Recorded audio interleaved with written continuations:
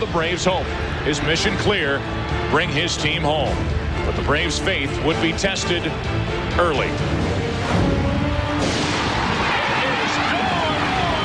It seemed destiny lived in San Diego until Michael Tucker delivered for Atlanta. They pitched to him and paid the price. Another unlikely October hero, John Vander Wal, was here and now in the 7th. The Padres' prospect of the World Series now appeared real, and with their ace leading their cause, they could feel the power of the Fall Classic. This is shocking. But this would not be Kevin Brown's moment. It was Michael Tucker who held the rights to this magic night.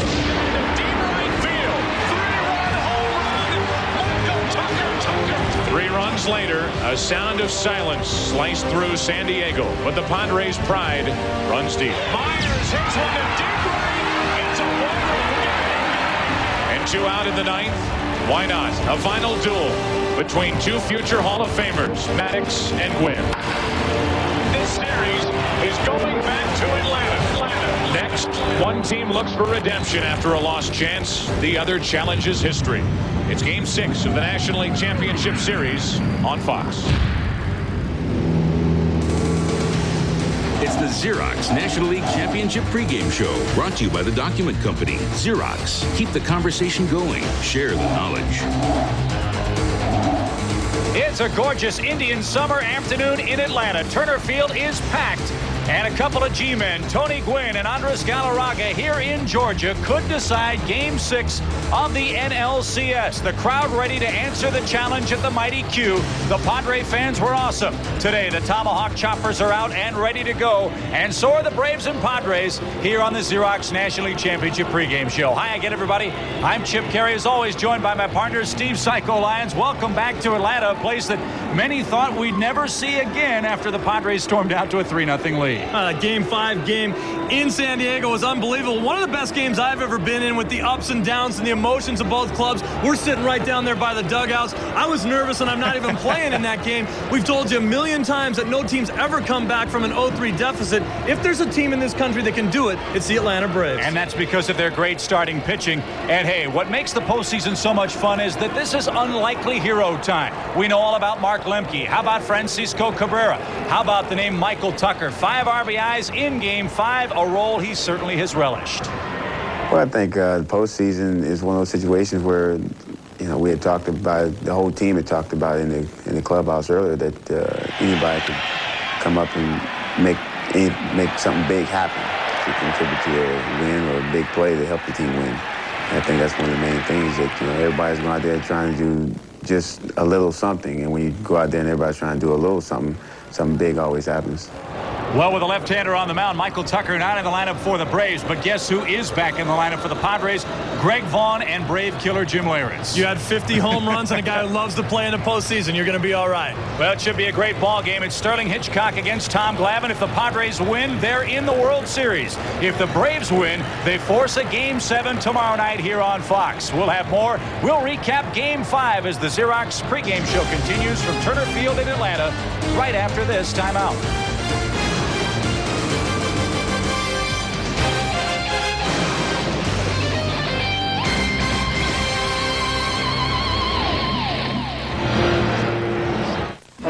To the Xerox National League Championship pregame show.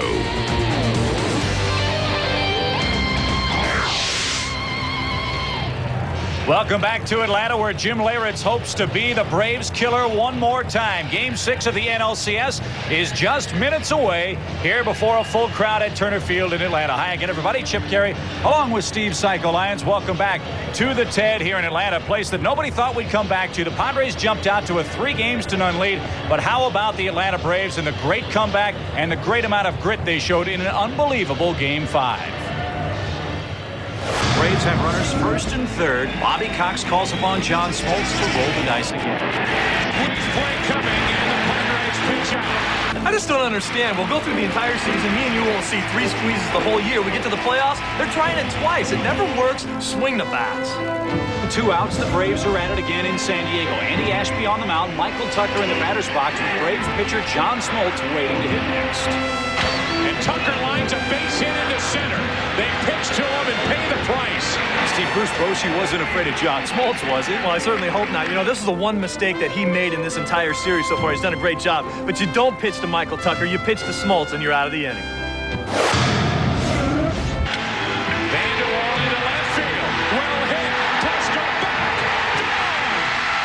Now up by a pair, Padre manager Bruce Bochy starts to make some changes. Andy Ashby's pulled for Mark Langston, who promptly gives up a base hit. Then Bochy calls on Padre ace Kevin Brown.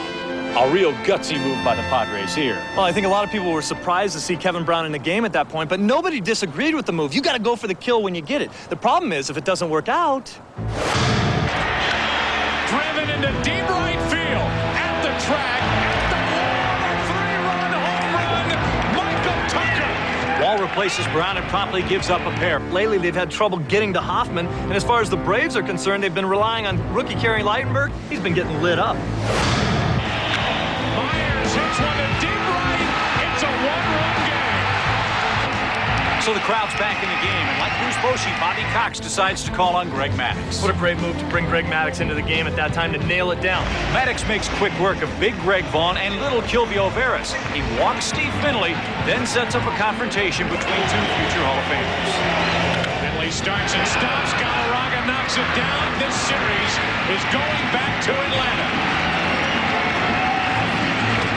And Steve Finley and the Padres hope that they can be heading to New York after tonight's ballgame. The World Series will be seen right here on Fox beginning Saturday night.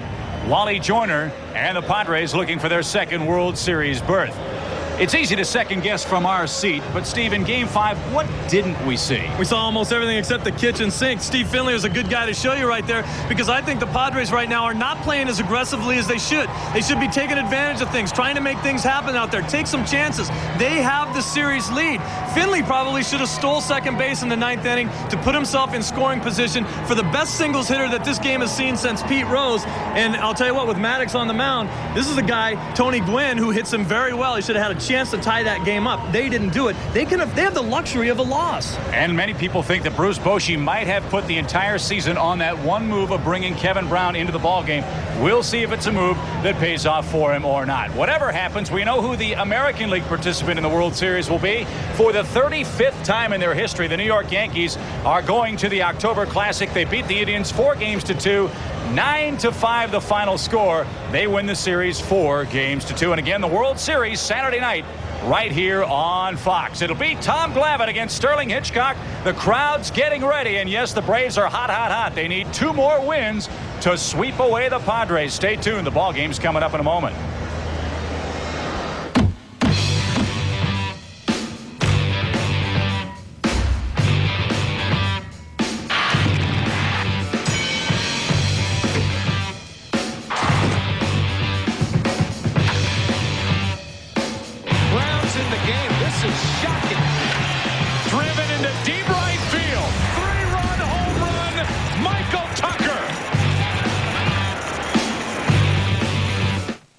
Watching Fox, home of the 1998 World Series. For game number 6 of the 1998 National League Championship Series between the San Diego Padres and the Atlanta Braves. This time around, it's a sold-out Turner Field. Standing room only here in Atlanta to watch Game 6 as the Braves try to force Game 7 tomorrow night. And we welcome you to the broadcast booth, everybody. I'm Joe Buck, along with my partners, Tim McCarver and Bob Brenly. Tim, we look at the Atlanta Braves. Really a couple of comebacks. They've come back in this series late, and they've had a couple of late comeback victories in the last 2 games. The Atlanta Braves, the last 2 games, almost like a proud, battered heavyweight in the late rounds. Usually the dependable San Diego Padre bullpen has had no problem throughout the course of the season. But over the last 2 games, from the 6th inning on, 11 runs have been scored against the Padre bullpen. 7 of those runs came on 2 swings back in Game 4 against Dan Maselli. Andres Galarraga with a grand slam home run, his first RBIs in the LCS. And then the big blow, Michael Tucker, a 3-run home run to put the Braves ahead 5-4, and he hit it off Kevin Brown. A lot of people are saying that that was not the right move to make by Bruce Bochy. I think it was absolutely the right move to make. Yeah, I think we all agree about that, but the problem is it didn't work. So now you turn to Game 6, and one One bright spot for the San Diego Padres has got to be the strained left quad for Greg Vaughn is good enough for him to play in this evening's game. You know, Joe, it's hard to believe that a guy that hit 50 homers and drove in 119 runs during the regular season could be a forgotten man, but that's been the case in the NLCS, limited to 4 at-bats, 3 in Game 1 before the injury, 1 pinch hit appearance against Greg Maddux in Game 5. They desperately need not only his bat, but his presence in that lineup. Greg Vaughn is a guy that really carried the Padres offense through the early going of this season when the rest of them sputtered, and Bruce Bochy's hoping he can carry him for one more victory. One thing, though, to keep in mind with the bad leg, Greg Vaughn is playing left field today behind the left-hander Sterling Hitchcock, who will face a right-handed hitting lineup, with the only exception being the starter for Atlanta, Tom Glavine. So he will be tested in left field. Will we have a Game 7? Will the Padres move on to the World Series with a win here today? We're about to find out. Pitch number 1 coming up after this from your home for the 1998 World Series. Stay with us. Game 6 coming up. Brought to you by Levi's Hard Jeans. You can break the rules, but you can't break them. By Quaker State for protection beyond 3,000 miles under any driving conditions. And by MasterCard, official card of Major League Baseball and fan of the great American pastime. And welcome back to Turner Field. While there are some empty seats, you have to believe that's because it is a work day for most regular human beings. Most us baseball people. But they will be here before long, and it's a standing room only crowd as the call was sent out by that terrific crowd in San Diego. They would pack in there and make some noise, and the chop is out in full force as the Braves take the field. Few believe that we would be here for game number 6. History would tell you that we wouldn't be here. No team down 3-0 in any one Major League Baseball postseason series had even forced a Game 6, let alone a Game 7, let alone winning and advancing to the next round. A look at the starting lineup for the San Diego Padres. Gilvio Veras will lead off at second base. Tony Gwynn bats second in right field. Greg Vaughn back in the lineup, hitting third in left field. His first start since Game 1 against John Smoltz. Caminiti cleans up at third base. Jim Leyritz, he's batting fifth. He's the catcher. Wally Joyner at first base batting sixth. Then it's Steve Finley in center. Chris Gomez at short. And Sterling Hitchcock is pitching and batting ninth. The defense for the Atlanta Braves, a different look. This is their right-handed hitting lineup, which includes Galarraga, who, believe it or not, one of the most sure-handed defensive first basemen in baseball, has committed 4 errors in this National League Championship Series. And here's a look at the left-hander Tom Glavine, the National League's only 20-game winner during the regular season. And most of you folks very familiar with Glavine. He is a pitcher that throws everything off the fastball. A good changeup. He lives on the outside corner, especially that changeup to right-handed batters. He knows to when to come inside. He'll do that early in the game, and then the second time through the order, when he's in trouble, he prefers to stay outside. Tom Glavine is a man, as we've mentioned in the past, he's stubborn. He will stay with his game plan, and that's working the outside part of the plate, showing pitches inside off the plate just to give the batter something to look at, and then go back away again. Tom Glavine worked Game 6 of last year's National League Championship Series and lost that game to Kevin Brown and the Florida Marlins. He lasted only 5 2/3 innings in a 7-4 loss. Meanwhile, in this postseason against Chicago in the division series, he got a no decision, 7 strong innings, and then in Game 2 against San Diego, he lost to Kevin Brown 3-0. He lasted 6 innings. So he has been busy, and as I mentioned, the only 20-game winner in the National League. The broadcast also available in Spanish by utilizing the SAP button on your television. Glad you're with us. 4:19 locally, Eastern Time Zone, and we are ready for the start of Game 6. Gilvio Veras first up, and Glavine starts him with a ball in the dirt. Well, right out of the gate, we're going to be talking about the shadows as the shadows begin to creep across the pitcher's mound. And we'll talk about the hitting background and a high sky for these outfielders dealing with the sun. A late afternoon start in Atlanta. 2 balls, no strikes from Glavine to Veras. Home plate umpire is Steve Ripley. Terry Tate at first. Larry Poncino at second. Tom Hallion at third. Greg Bonet down the left field line. Jerry Davis down the right field line. High again. It's 3-0. Of concern to the Atlanta Braves, Tommy Glavine walked 6. And his only other appearance, that was in Game 2 against the Padres. Veras will take on 3-0 and take ball 4 up and away on 4 straight, a leadoff walk. Not the start Glavine had in mind when he woke up this morning, or Leo Mazzoni. And the Padres get an early base runner. And now you get into Gwynn, Vaughn, and Caminiti. And you mentioned it, Bob, during the open. The presence of Vaughn should change the way both Gwynn and Caminiti are pitched to on either side of Greg Vaughn. Well, you would certainly think so. And also another byproduct of that is Sterling Hitchcock perhaps can be a little more relaxed going into this game, knowing the Padres have their thumper back in that lineup offensively. Leadoff walk. Gwynn takes a strike.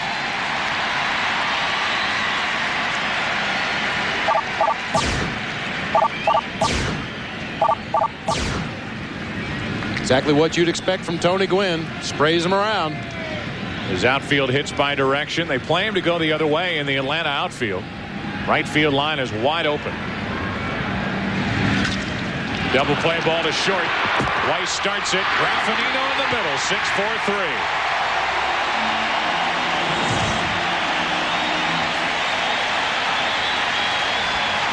If a ground ball double play is a pitcher's best friend, after you've walked the first hitter, he becomes a family member. 6-4-3, easily turned. 4 straight balls to Veras, and now a double play with Gwynn.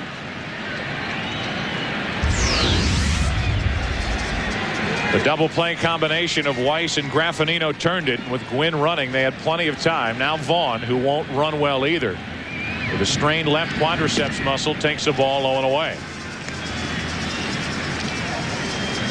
Bruce Bochy telling us before the game his leg, Vaughn's leg, felt so good they might not even wrap it before tonight's game. And if they did wrap it, it's not much of a wrapping because it doesn't look out of the ordinary with his uniform pants. But not only at the plate, guys, but as we mentioned, out in left field, backing up Sterling Hitchcock. That leg will be tested here before this game is over. 2 balls and a strike from Glavine. Even with the count 2-0, Glavine stays away.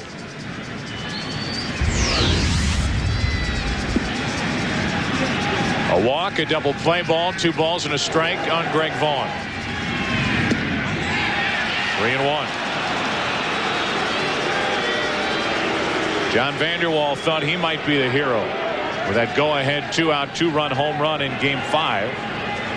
He hit that in the bottom of the 6th inning, but you know the rest. If you don't, you weren't watching the pregame. 3 balls and a strike. Full count. Well, John Vanderwall is a hero to every pinch hitter in baseball, though. They all dream of that day when they get a chance to get a start defensively, and Vanderwall has certainly taken advantage of those opportunities in this series. Crowd noise here in Atlanta. 3 balls, 2 strikes on Vaughn. Into center field, off the end of the bat. Andrew Jones there, inning over. Glavine gets around a leadoff walk. The double play ball helped.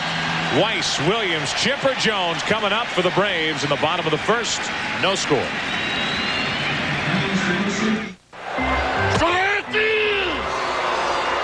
Uh-oh, here comes the skipper. Looks like there's going to be some fireworks now. What are you? Somebody say McDonald's? Yep, I just did. Sterling Hitchcock and the San Diego Padres are out on the field to look at the starting lineup for the Atlanta Braves. They lead it off with Walt Weiss at short. Gerald Williams bats second in right field. Chipper Jones hits third at third. He has done very little in this NLCS. Andres Galarraga cleans up. He hasn't done much either with Lopez, Andrew Jones, Danny Bautista in left. Tony Graffinino at second base and Tom Glavine pitching and batting ninth. The defense for San Diego, Greg Vaughn back in the outfield. He's in left field, and the Padres only 1 error in this NLCS, and that came on a throwing error by Chris Gomez in Game 5. And a look at the left-hander working on 3 days rest, Sterling Hitchcock. Hitchcock in his career on 3 days rest has a record of 0-2 and an ERA of just under 8.5 as he starts Weiss out with strike 1. Each of his last 2 starts before this evening, all of this evening included, have been under similar conditions. Bright sun behind the pitcher, shade between home plate and the mound, and he's been very effective. 1 ball, 1 strike. Breaking ball for strike 2 to Weiss. 1-2. Now this is the view that Jim Leyritz has from catcher cam. You can see the bright sunlight in the background and the darkness between the mound and home plate. And Weiss strikes out. A good start for Hitchcock, who struck out 11 under similar circumstances back in San Diego when he hooked up against Randy Johnson in Game 4, the clincher in the division series. We mentioned the first game that Hitchcock pitched that most of his split finger fastballs will be out of the strike zone. That one no exception. About ankle high to Walt Weiss. And now Gerald Williams. He didn't get a good start on that swing. Very late, strike 1. Well, if you're a pitcher that has some kind of an off-speed pitch that you can sell with that good arm speed, and Hitchcock does have that split finger as well as the curveball we saw right there, those are the pitches that are going to be hard for hitters to pick up until the visibility improves. 0-2 on Williams, who is 1 out of 10 in this series with San Diego.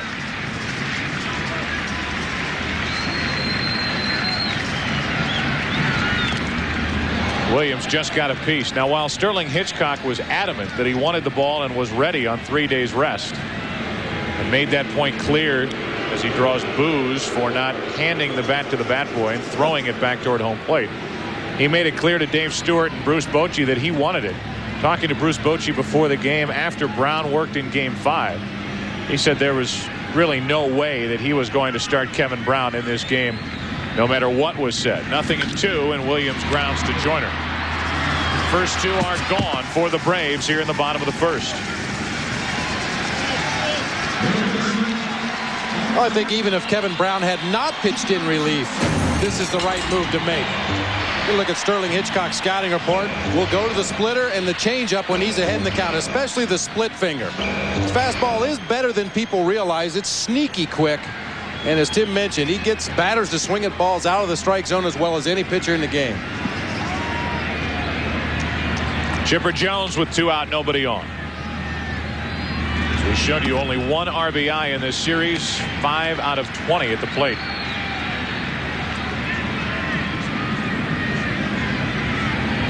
Kevin Brown will either work Game 7 tomorrow night here in Atlanta or Game 1 of the World Series Saturday night in New York. As a strike drops into Chipper Jones. 7 of the seats here at Turner Field occupied by Yankee scouts. Imagine that, 7 scouts for the Yankees here. All with the same opinion on everything. Yeah, right. 1-2 the count on Chipper Jones. Gene Michael, formerly the general manager, formerly the manager of the Yankees. 2 out, bases empty. Jones strikes out, and a very strong first inning for Sterling Hitchcock. Working on 3 days rest, strikes out 2 after 1 no score. Which could see the split finger fastball as well as we do right here. They would have more success with it. All 3 outs recorded by Hitchcock in the bottom of the first inning with the splitter. 2 strikeouts and a ground out. Now Caminiti leads off for San Diego and takes the ball up and away. The numbers for Caminiti. A couple of important home runs, especially at the time. The second one put San Diego out in front in Game 5, and here's a look at it. First pitch against John Smoltz. First home run in his career against John Smoltz in the first inning put San Diego up 2-0. Caminiti's first home run was here in Atlanta, Game 1, the winner in the 10th inning. And that's up the middle for a leadoff base hit. Second inning in a row that the Padres have put their leadoff man on, and now Leyritz, Joyner, and Finley will try to chase Caminiti home. Well, there's no question this is what the Padre hitters are going to have to do against Tom Glavine. Get up on the plate a little bit, try to line that pitch on the outside part, back up the middle or into right field.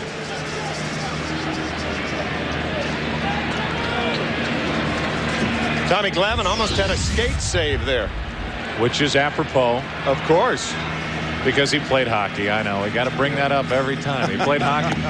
Leyritz takes a ball down and in. He did that so we would bring it up. That's right. Drafted by the Los Angeles Kings in 1984 out of high school. You've been saying that since the 1991 postseason. That is exactly right. 1 ball, no strikes on Leyritz. Big numbers in this postseason. Good swing there. 1 ball, 1 strike. That was hittable right there. Tommy Glavine trying to come inside to Leyritz. Wow, postseason power, I'll say. Postseason home run ratio per at bats. Minimum of 5, and Leyritz qualifies. He has hit 7. And only 44 at bats in the postseason. 2-1.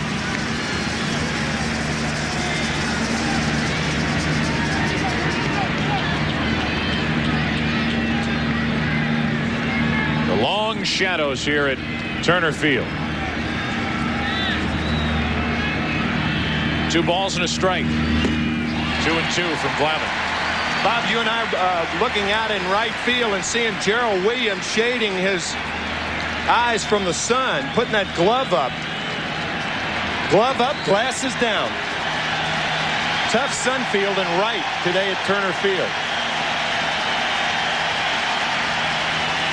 The 2-2 will count now on Leyritz.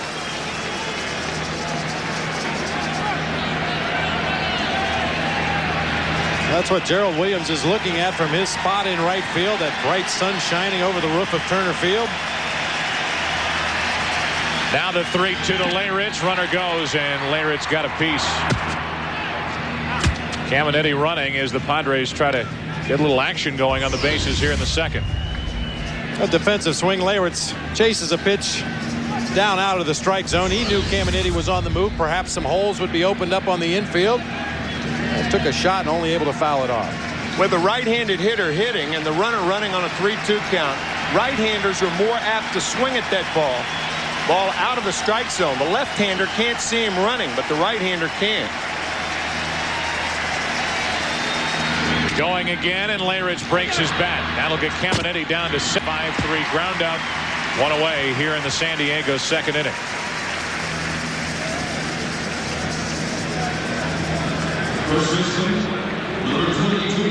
And now Wally Joyner walks in with Finley on deck. Usually on a borderline pitch like that, you have more of a tendency to swing at it because you want to protect the runner.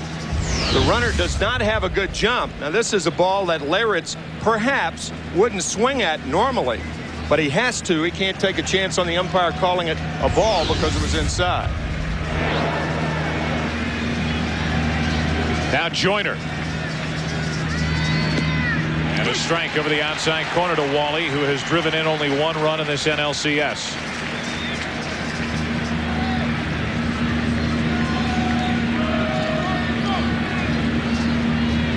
Joyner 3 out of 10 in his career against Tom Glavine. High 1-1. And once again, the Braves are shifted for Joyner to hit the ball to the opposite field. The Braves shift in the outfield more than any team in the major leagues, and that's a direct result of the control of their pitching staff in general, Tom Glavine specifically.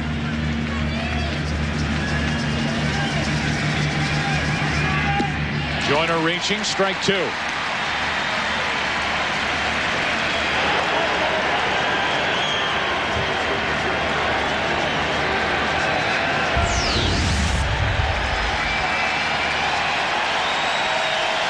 That looked like a hard slider to Wally Joyner. Glavine looks a little crisper today than he did the other night. A ball and 2 strikes. Joyner strikes out. 2 gone. First strikeout for Glavine. Bob was talking about the outfield. Why were they shifting the left-handed hitter to left field? Well, this is the reason. Fastball on the outside corner. Fastball misses. Slider off the plate. Slider off the plate. Glavine pitching to the defense. There's only one place you can hit that ball, and that's to the opposite field. Right. So Joyner is now 4 out of 13 in this series, and it's up to Steve Finley, who is 6 out of 18 in this NLCS with 2 RBIs.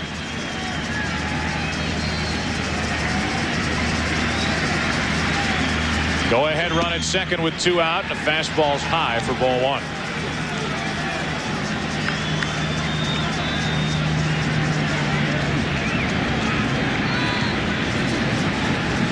Finley has 57 career at bats against Tom Glavine.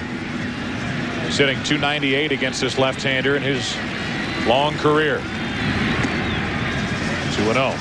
Considerably better than Steve did against left-handed pitching this year, batting only .188. That was the lowest average against left-handed pitching of anybody in the National League with 100 or more at bats.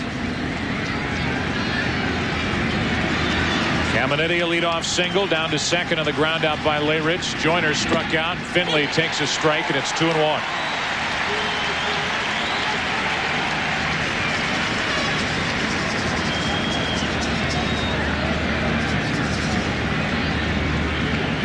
Steve Finley, a middle-in fastball hitter, especially the ball is down and over that inside part of the plate. He will, when the count is in his favor, reach out and hook that ball away from him also.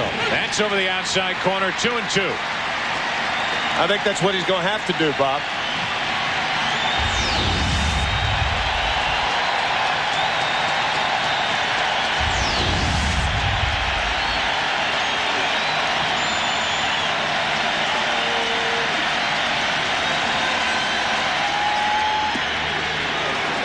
Full count with the number 8 hitter Gomez on deck.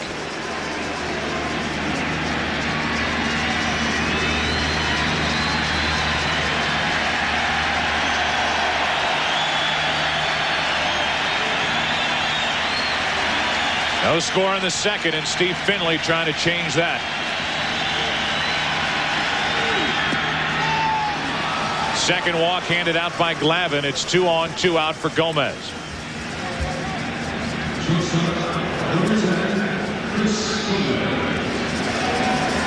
Now Gomez walks in just 3 out of 17 in this series with no RBIs. Not only in this NLCS, but no RBIs in the entire postseason for Gomez.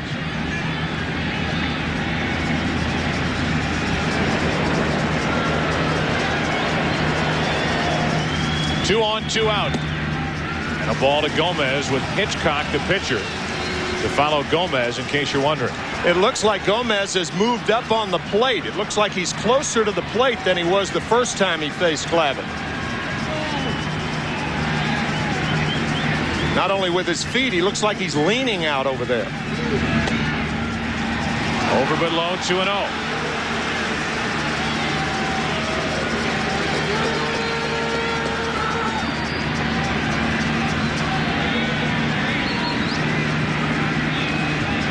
Not your typical automatic start for Glavine again here this afternoon.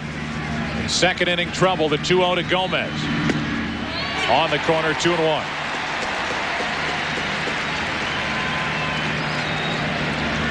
Glavine pitched around a leadoff walk in the first. Gwynn bounced into a double play. A leadoff single by Caminiti here in the second. Later a 2-out walk, and now the 2-1 to Gomez. To the left side, foul ball, 2-2. Glavine comes inside so rarely on right-handed hitters that when he does, invariably, they lock themselves up. They get jammed on that pitcher, so trained to look away on Tom Glavine, that when he does come on the inside part of the plate, that ball's actually right down the middle. You're not really ready to put a good swing on it. Gomez just tops that ball harmlessly down the third baseline.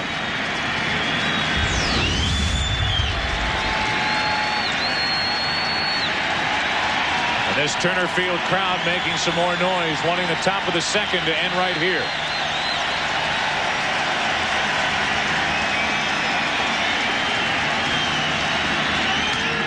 To the second baseman, Graffinino. Out at first, and the Padres are finished in the second. No runs, a hit, a walk, 2 left. Inning and a half complete. Game 6. No score.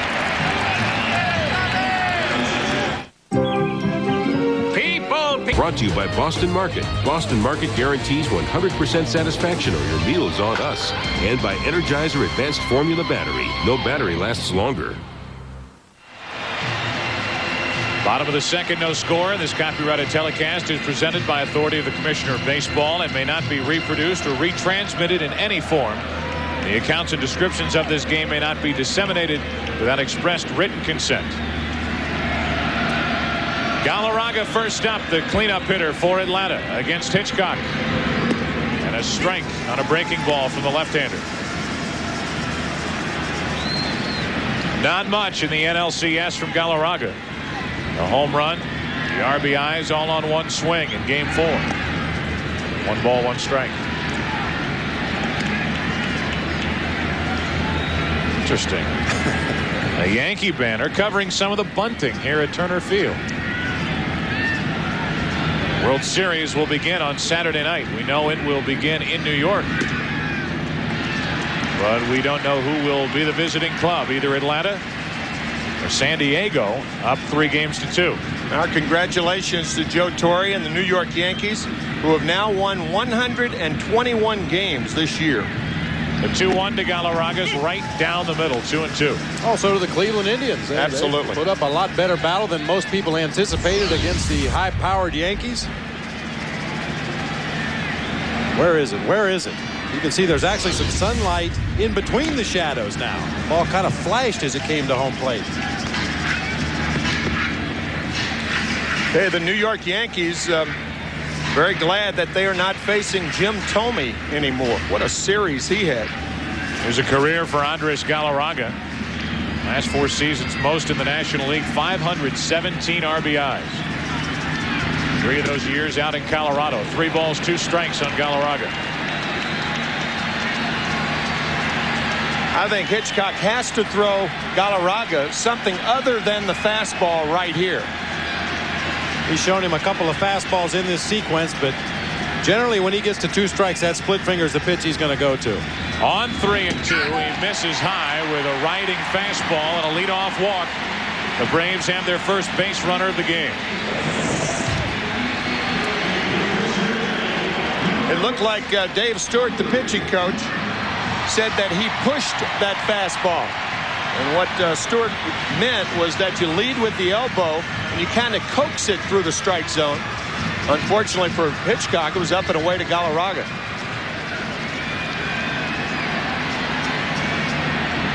Mr. Carter checking out the action, trying to catch the game through the glare here at Turner Field. President Carter watching as first pitch is a strike to Javi Lopez. Either that or somebody stole his binoculars. I'm not sure what he was doing. He's got good enough seats. I don't think he needs them. The 0-1 to Lopez. 1 on, nobody out. Ball and a strike. A lot of influence in peanut farming. Get good seats. Of course, he went on to bigger and better things after that. Yes, he did. You think he pays full price for peanuts here at the ballpark, or does he get some kind of a discount? He brings his own. 1 ball, 1 strike on Javi Lopez. 2 balls and a strike on Lopez. They tried to jack up the atmosphere around here before the game, didn't they? They started pumping in some AC/DC, some Beastie Boys, some Green Day, some Hasselhoff, some Shatner. They had them rocking in the seats here before the game, and I think the message was sent out loud and clear back in San Diego. They won a home field advantage here in Atlanta, which I'm not so sure you could say in the first 2 games because of the empty seats. This is a much more enthused crowd here for Game 6. Lopez with a 2-ball, 1 strike count.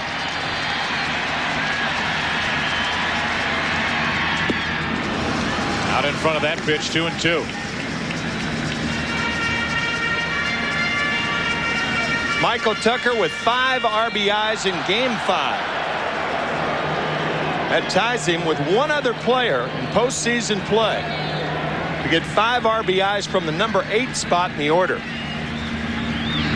Lopez strikes out. A fastball blown right past him, and strikeout number 3 for Sterling Hitchcock. He airs this one out.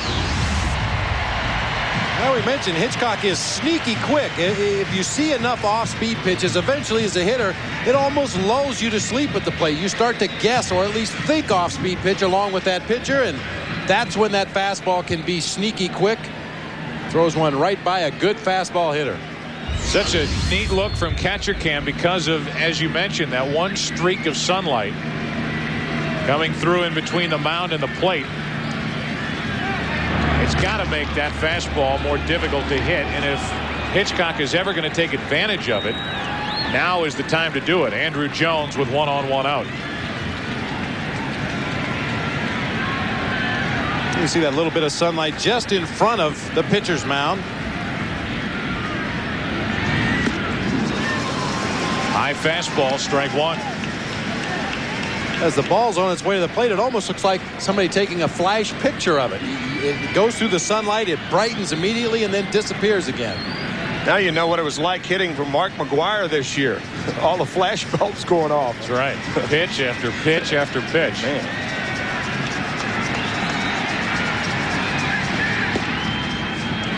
One ball, one strike. That other player, by the way, in postseason play who had 5 RBIs in a game from the 8-hole, Tony Lazzeri. They did in Game 2 of the 1936 World Series, the Yankees against the Giants at the Polo Grounds.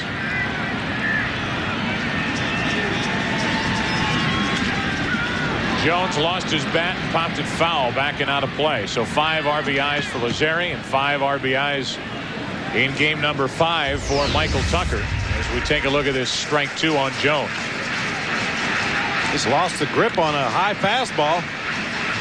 Once again, Andrew Jones, a very good fastball hitter, and a little bit tardy on that one. Game of a lifetime Monday night in San Diego for Michael Tucker. That gets away from Leyritz. Down to second, the go-ahead run, Galarraga.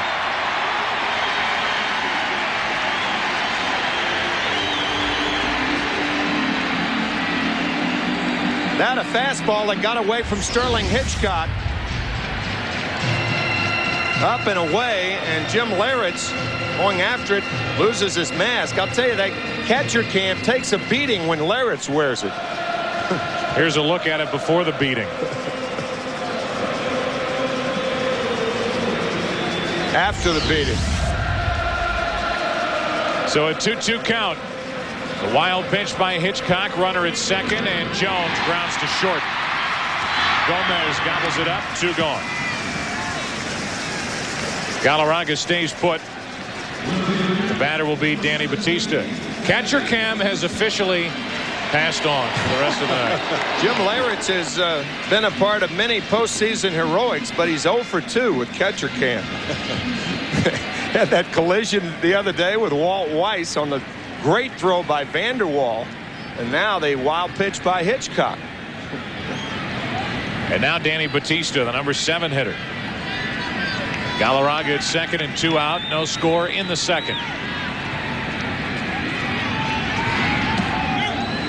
Not much of a swing as Batista couldn't hold up. Strike 1. Here's the throw from John Vanderwall, getting Walt Weiss at the plate in game 3. Hitchcock was pitching in this game, by the way, and here's another death of catcher cam. Compliments of Jim Leyritz. When Tim says he's 0 for 2, the 0-1 pitch to Batista. Ball and a strike.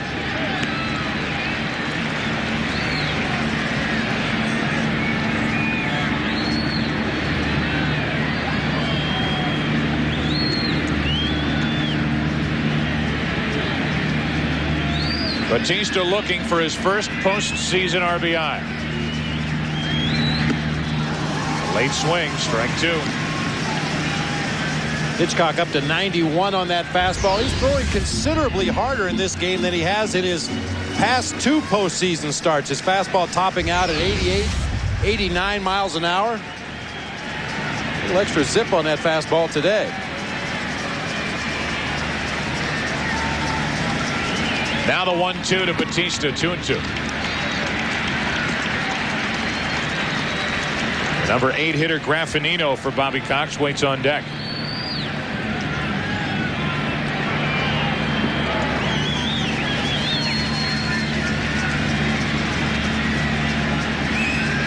Hitchcock trying to pitch around a leadoff walk here in the second. Blocked by Leyritz. But he doesn't keep it close enough, and Galarraga gets down to third on what should be the second wild pitch of the inning. It is. I think Andres Galarraga inadvertently hit Ken Caminetti in the left elbow on this play by Laritz, hurrying his throw. Chris Gomez backing it up. Caminetti making sure. I think he came down on his helmet, kind of hit his funny bone, left elbow.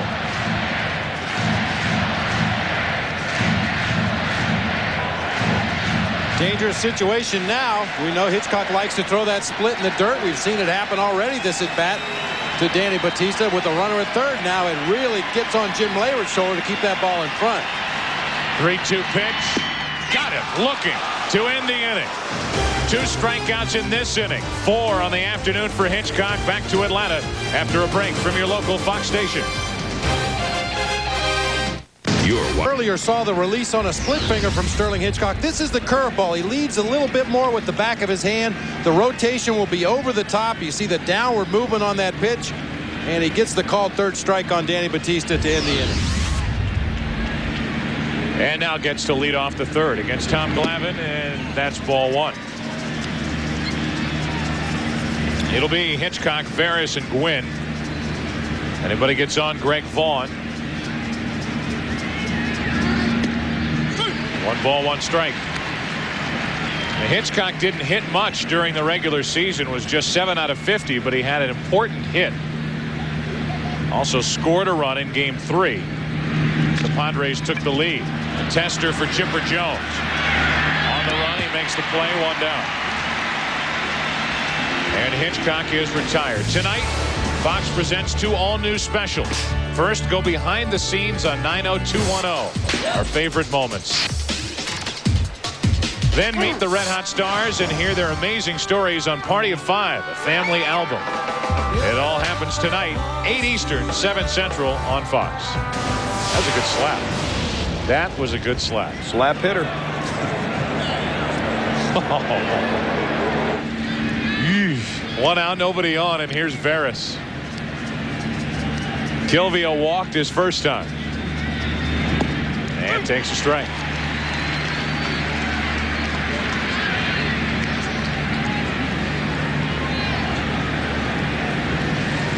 Veras trying to reach base for the second time against Glavine, who has just retired the leadoff man for the first time in this game.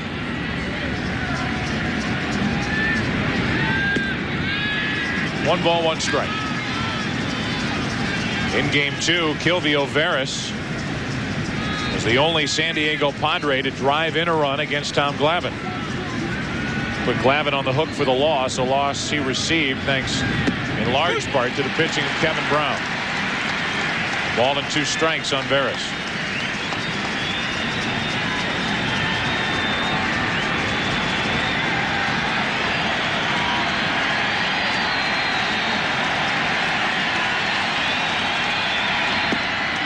Just inside, 2-2. One thing Tommy Glavine rarely does is come inside twice in a row against right-handed batters. This is not necessarily a pitch designed to get him out. Too far inside. He'll go back out there, I would imagine. Nope, coming back in. On 2-2, and Veras is still up there, full count.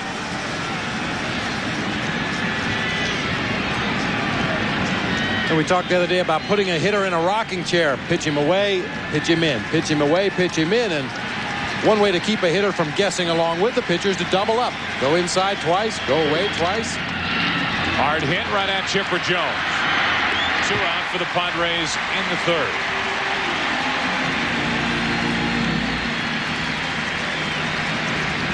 And that means that Quinn will bat with the bases empty.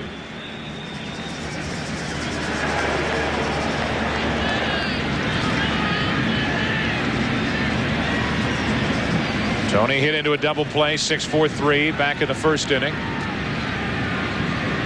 Is now just 4 out of 22 in this series. Strike 1.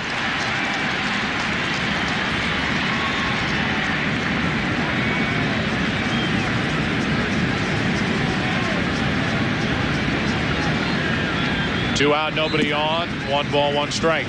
Padres had an informal workout here at Turner Field yesterday after arriving in Atlanta, and most of the guys just came out and worked out a little bit, broke a good sweat, but one man stayed around to hit for a considerable amount of time.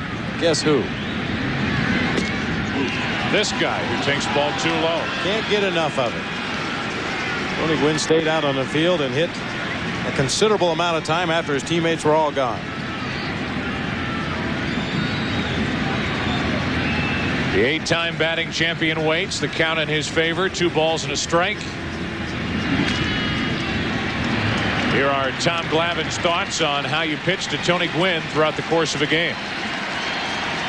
He's certainly one of the few guys that you almost have to pitch him differently. If you see him 4 times a game, you got to pitch him differently 4 times a game, because he's going to make those adjustments every at bat. And the thing with Tony, I guess, is that you just do everything you can to have him come up to the plate in a situation where it's not a situation that he can beat you.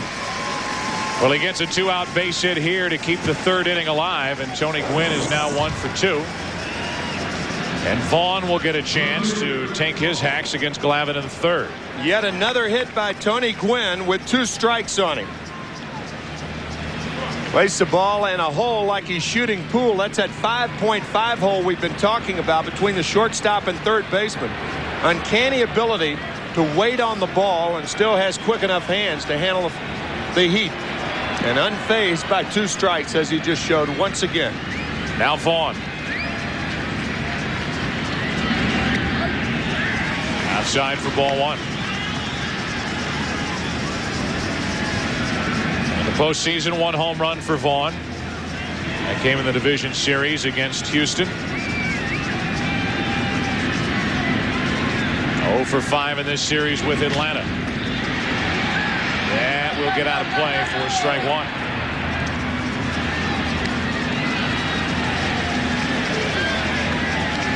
Catcher cam at rest. And that's Jim Leyritz in the background getting ready for an at-bat.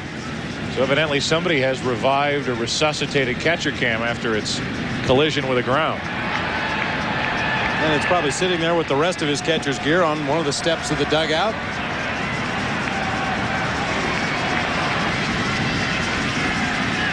Vaughn with a 1-ball, 1-strike count. Runner at first, 2 down.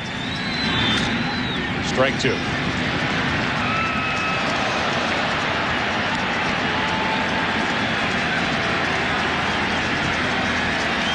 He's kind of set himself up for an ominous shot right there, hasn't he, with the sun behind him? The King, that's his nickname. There it is. Mugging for the camera. A ball and 2 strikes.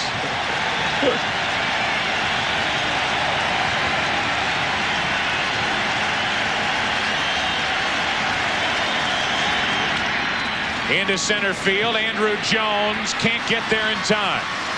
Keeps it in front of him. Back-to-back singles to center by Gwynn and Vaughn with 2 out. And all of a sudden the Padres have another scoring chance with Caminiti coming up. Outstanding hitting by Greg Vaughn. Watch him reach way out beyond the edge of the plate. That ball was 6 inches outside. I do not think Andrew Jones had a good jump on this ball. I don't think he saw it right away. Normally he plays shallow, but you have to respect the power of Greg Vaughn. And Tom Glavine taking a lot of that power away by the location of his pitches to Greg Vaughn.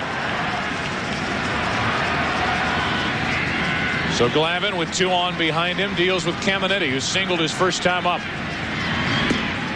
Takes a ball. All 3 hits by the Padres have been base hits up the middle. And as Bob mentioned earlier, that's the way to approach Tommy Glavine. You try to pull him, he'll eat you up.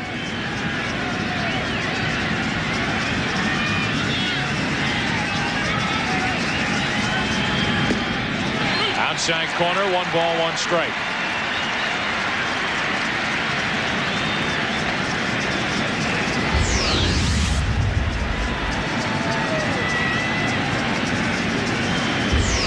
Looked a few inches outside. The call to strike, 1-ball, 1 strike on Caminiti. 2 on, 2 out, no score, 3rd inning. Inside corner, strike 2. That's that pitch we've been talking about. When Glavine does sneak that fastball in the inside corner, right-handed hitters are just not prepared to hit it. That's a pitch that Ken Caminiti normally would come out of his shoes swinging at against any other pitcher.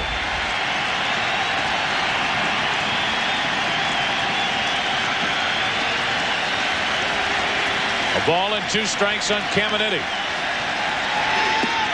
Inning over. Strikeout number 2 for Glavine. The Padres have stranded 4, hit into a double play. Bottom of the 3rd, no score. Claritin. Escape sneezing, runny nose, itchy eyes. Friday, October 23rd on Fox. Prior to Game 4 of the upcoming World Series, you can watch for the Gillette Mach 3 Strike Zone Challenge. You will see one lucky fan get the chance to throw a pitch for $2 million. That'll happen before Game 4 on Fox for the '98 World Series, either here in Atlanta or in San Diego, where we understand they have already sold out, flat out sold out, 6,000 plus seats a game for Games 3, 4, and 5, which is a late addition to the early report that we got that there were some tickets remaining for Game 5. These Padre players will tell you they're a long way away from Games 3, 4, and 5 of the World Series. 1 ball, 1 strike. And Graffinino, and that hurt. Coming up and catching Leyritz on the arm. Well, that's the second split finger that Hitchcock has thrown that bounced about 6 or 7 feet in front of home plate. That ball almost hit the infield grass. Good thing it doesn't have a mic on it after that ball hit Leyritz. 2 balls and a strike. Graffinino, the number 8 hitter, then Glavine, then Weiss.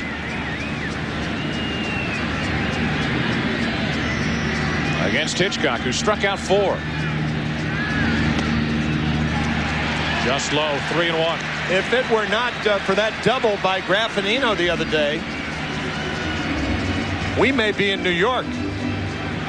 And the Braves may be home. John Rocker scoring all the way from first base. He told us before the game, the most fun he's had since high school, running the bases and scoring and running into Carlos Hernandez. There's John. After walking, scoring on that double by Graffinino. And then Graffinino scoring on the wild throw home. That was eventually was the game-winning run scored. Graffinino's jammed, and he pops it up to Joyner. Leadoff man is gone. Here's the out package in the first and second inning for Sterling Hitchcock. In the first inning, the splitter gets Walt Weiss. The splitter gets Gerald Williams. And the splitter gets Chipper Jones. Then in the second, a dose of fastball after fastball and the curveball on the 3-2 count to get Danny Batista. So he's mixing them up. And now after Graffinino fouled out, Glavine just won the Silver Slugger Award for hitting pitchers. This year in the National League was 17 out of 71, drove in 7.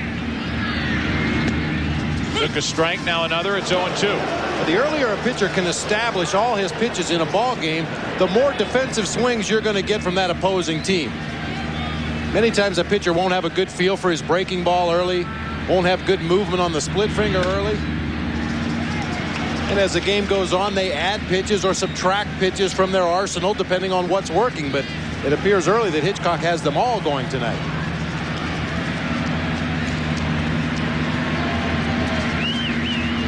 Still 0-2 on Glavine. 2 gone, and that's strikeout number 5 for Sterling Hitchcock. Again, working on 3 days rest. And he is trying to do something that would be a rarity among starting pitchers against the Atlanta Braves in the postseason in the 90s. Sterling Hitchcock, as you see the strikeout of Glavine, tries to become just the 4th starting pitcher in any one series to defeat the Atlanta Braves 2 times in that series. Jack Morris did it in '91, the World Series. Wakefield in the '92 NLCS. Kevin Brown last year's NLCS. And Sterling Hitchcock, if he puts his name on that list, not only will he accomplish that feat, but he will send San Diego to the World Series.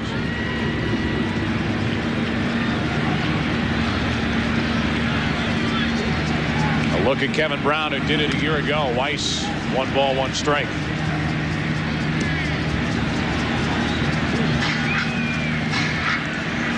Kevin Brown came on, and I enjoyed his comments after the game. He was most disappointed. He said, because now people are going to second guess my manager. When to all of us at the time, and even after the fact, it seemed the right move, and it just didn't happen as the Padres went for the kill in Game 5 in San Diego. And graciously, Kevin said, if you want to second guess anything, second guess that walk that I gave up in the top of the 8th inning. Base is empty, 2 out, and Weiss pops it into right. Fighting the sun, Gwynn is there. He has to charge, and the basket catch to end the inning. Bob and Tim told you it would be tough to see out there if Tony Gwynn didn't believe him. He does now. After 3, no score, Game 6. Fox sounds of the game. A simple question from Merv Retman after that last out. Only have glasses on? Yeah. His Oakley's out there. Gwynn initially backed up to allow that ball to get above the sun and then had to come streaking in and make the shoestring catch. That's what Tony Gwynn is staring right at. Leyritz at the plate, leading it off for San Diego, taking a strike. Leyritz bounced out to third his first time up. Joyner will follow, and then Finley.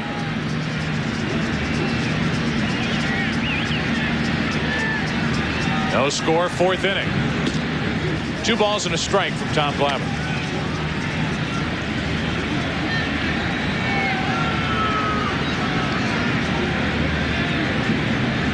Now it's Gerald Williams who has to fight the sun out in right.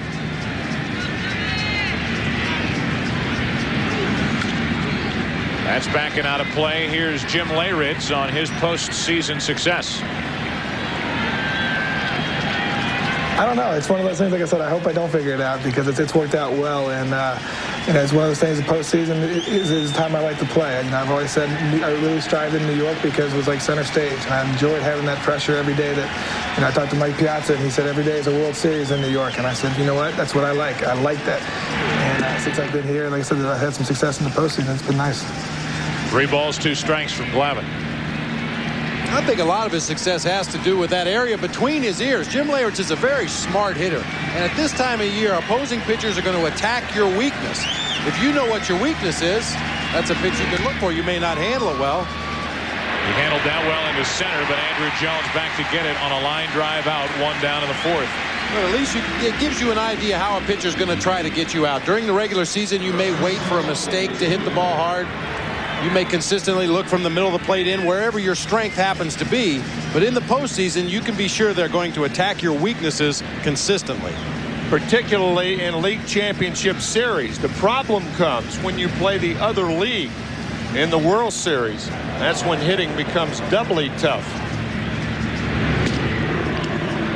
Ball 1 to Wally Joyner. Joyner had Caminiti at second base his first time up, and he struck out. 1 ball, 1 strike. To start, what a job by Sterling Hitchcock so far. Has yet to allow a hit. He has walked 1 and thrown 2 wild pitches. That's all. Struck out 5 along the way.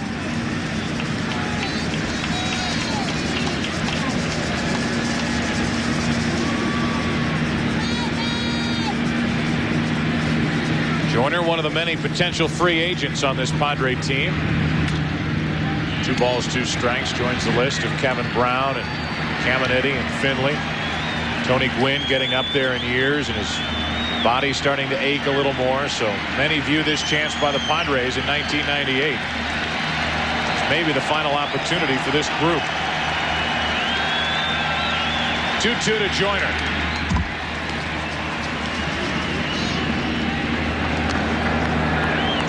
Padres have an option on Jim Leyritz. Greg Vaughn seemingly coming out of nowhere after a year and a half. San Diego, where he didn't do much at the plate. That's just outside. The full count on Joyner.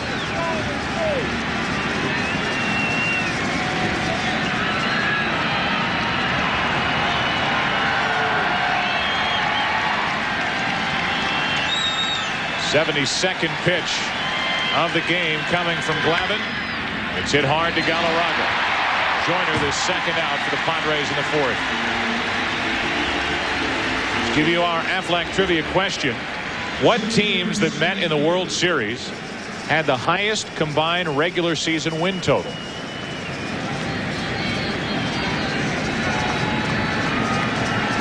Bob just looks at me and shakes his head.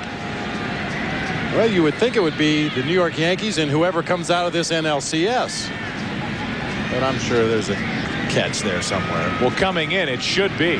It will be. No matter who wins this NLCS, combined with the Yankees 114, it will be the highest total. But we asked the question prior to this year. Prior to this year. 2 out, nobody on. A strike to Finley, who walked his first time up.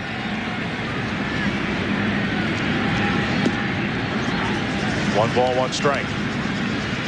Cleveland won 111 games in 1954, and they played the Giants. I don't remember how many games the Giants won, so I'll guess that.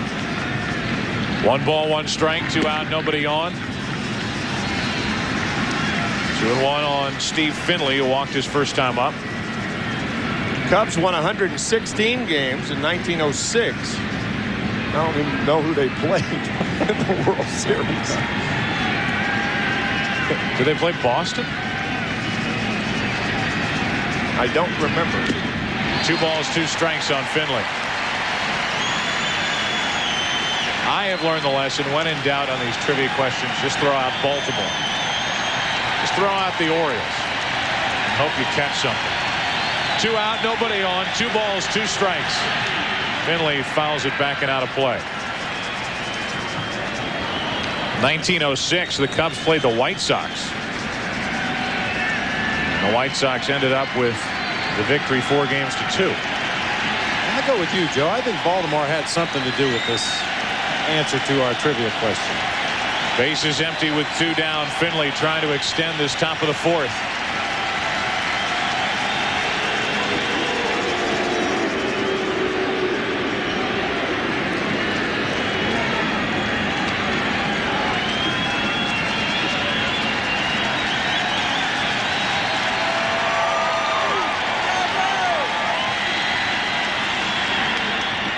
That's down the left field line, slicing, foul. Still 2-2. Tommy Glavine and Greg Maddux, both great pitchers, but they are completely different in how they finish off hitters. Maddux will do it in 1 or 2 pitches. 88 pitches last year in a 9-inning game. Glavine always with a 2-2 count, or a 3-2 count, or a 3-1 count. Bases empty, 2 down, and Finley pounds it into deep right field.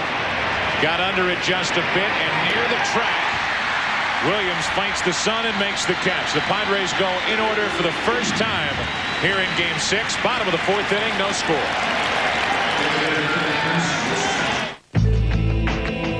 Are you concerned about losing more hair? November 1st on Fox. Tom Glavine through 4 scoreless innings. To the viewfinder of Rob Menschel's camera. Our camera people have done such a great job during this NLCS. Al Friedman, Dennis Shannon will try to get their names on later in the telecast as we approach 5:30 here in the Eastern Time Zone. Gerald Williams takes a ball in the dirt from Sterling Hitchcock.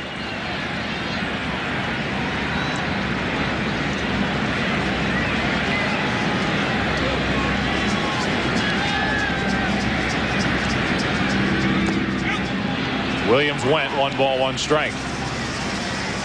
Mentioned earlier in the telecast that Braves hitters will try to lay off that splitter in the dirt. It is rarely a strike, but it looks like a strike, and then the bottom falls out of it. Clarence Jones, hitting instructor for the Atlanta Braves. He's been here a long time now.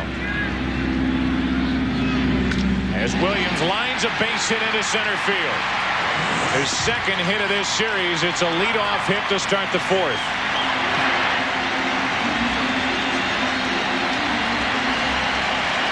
And that big turn by Gerald Williams, you just love to see guys who can run make that big turn at first base and give them a chance to go to second in case of a momentary bobble. If you don't run from home to first the way Gerald Williams did, you have no chance of going from first to second. Give yourself an opportunity.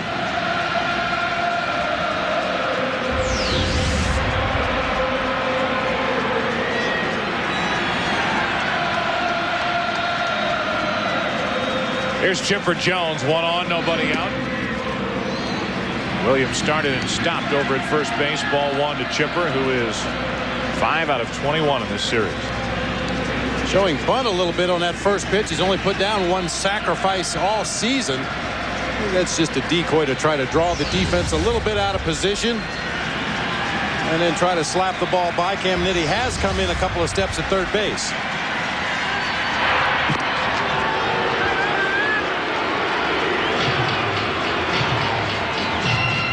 Chipper Jones in his 5th season. It seems like he's been around longer than that.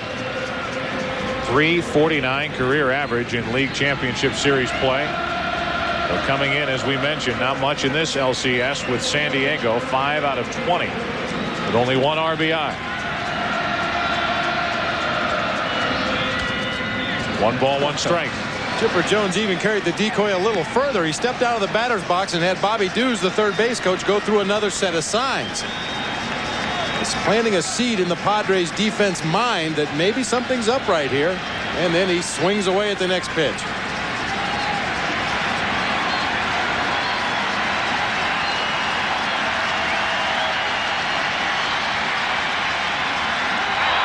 A look at Williams. Not only do hitters for the Braves have to lay off the splitter in the dirt, but base runners have to be particularly vigilant on the bases. Because that ball in the dirt, the splitter is the toughest off-speed pitch to block for a catcher. Unpredictable bounces. Williams running. Swing and a miss. Throw down. Gerald Williams, a stolen base.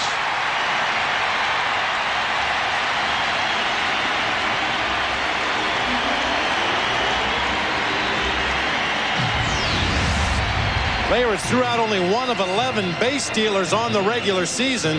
That time Williams got a huge jump against Hitchcock. No chance for Jim Leyritz.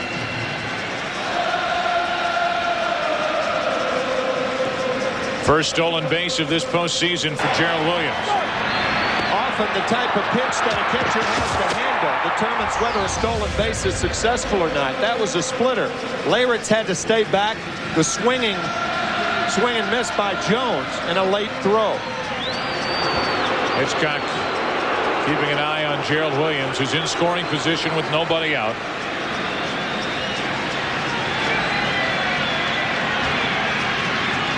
With Jones up now, Galarraga and Javi Lopez to follow.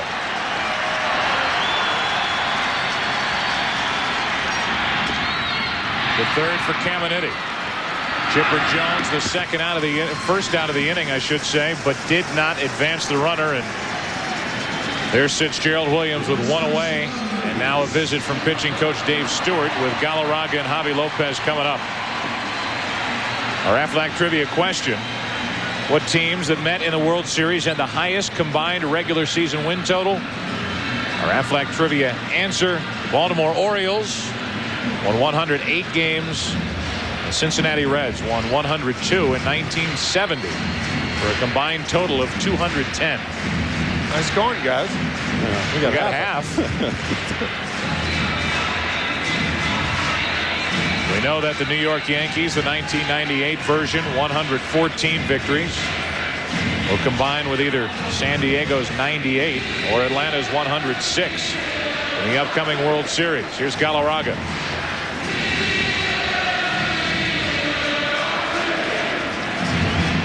I think you just go ahead and pitch to Galarraga as though nobody were on base. You start fooling with that split finger fastball, you have a wild pitch, and Williams ends up at third base with 1 out.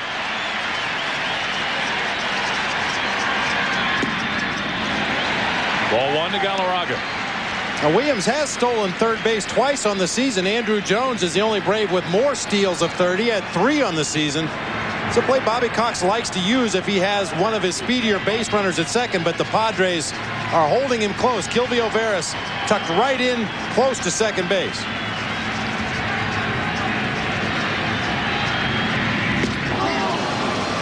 A fastball past Galarraga, 1 ball, 1 strike. That fastball flew right through Andres Galarraga's hot zone right there, right down the pipe. 92-mile-an-hour fastball. Hitchcock has had an impressive fastball, impressive stuff throughout this game. We're in the 4th inning, no score. Runner at second, 1 out. And a strike over the outside corner to Galarraga, 1-2. Hitchcock's holding the ball. Often that prevents a guy from that timing mechanism that prevents him from trying to steal a base. Often that's better than throwing over to first or throwing back to second. Just hold the ball.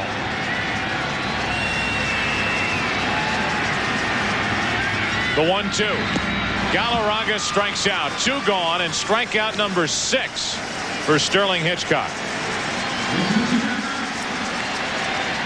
Good sequence here by Sterling Hitchcock. Misses outside. Hits the outside corner with a fastball. Hits the outside corner again. And then gets the swinging strike on a pitch once again out of the strike zone. Remember the scouting report at the top of the show.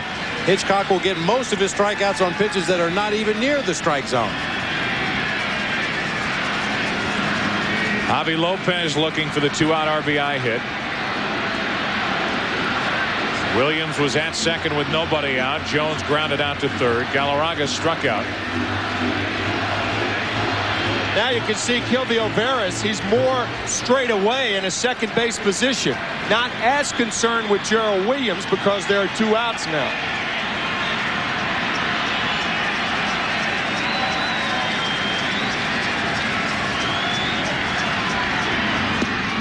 Strike 1 on Lopez, who struck out his first time. And Williams is still jockeying around out there trying to time Hitchcock's delivery to home plate. I think he would try to steal third if he got the jump. Only because Hitchcock does throw so many pitches in the dirt. If Williams could advance to third base early in this at bat, he may have an opportunity to score on a wild pitch pass ball. Normally you would not attempt to steal third base with two outs. Starts and stops again, and Lopez grounds to third. Caminetti keeps it on the infield, an infield hit to make it first and third, 2 out. Good play by Caminetti to knock it down and save a run. It really was, and that's what infielders are trained to do. Play a step or 2 deeper with a runner on at second and 2 outs. And if you can't make the play, throw your body in front of it. That ball hit the left elbow of Caminetti, but it does prevent Gerald Williams momentarily from scoring. I guess it hit the heel of the glove.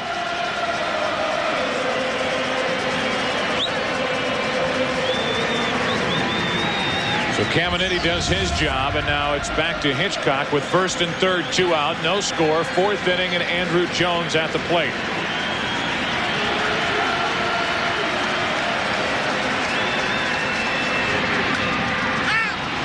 A pop-up foul. And it will get out of play about 6 rows back.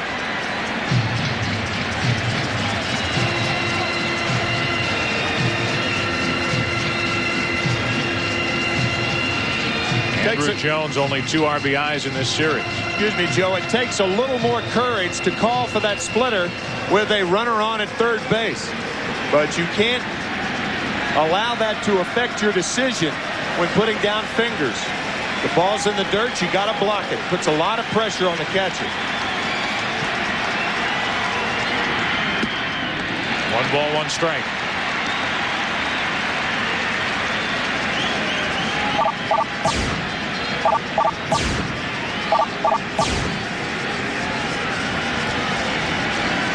No question, Andrew Jones likes to pull the ball, especially against a left-hander like Sterling Hitchcock. First and third, 2 out. 2 balls and a strike on Andrew Jones with Danny Batista waiting next.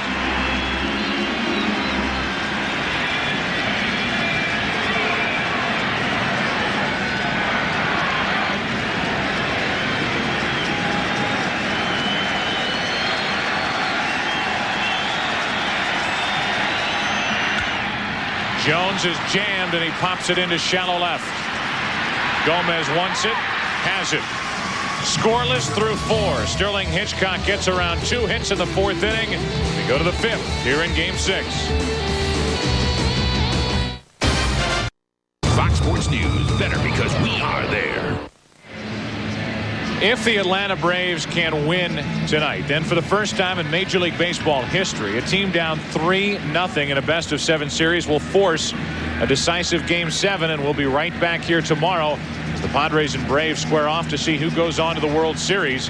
That's the one thing we do know. Saturday on Fox, Saturday night, either the Padres or the Braves take on the New York Yankees, and we'll be on the air 7:30 Eastern, 4:30 Pacific, only on Fox. Chris Gomez leads off with Hitchcock and Veras to follow.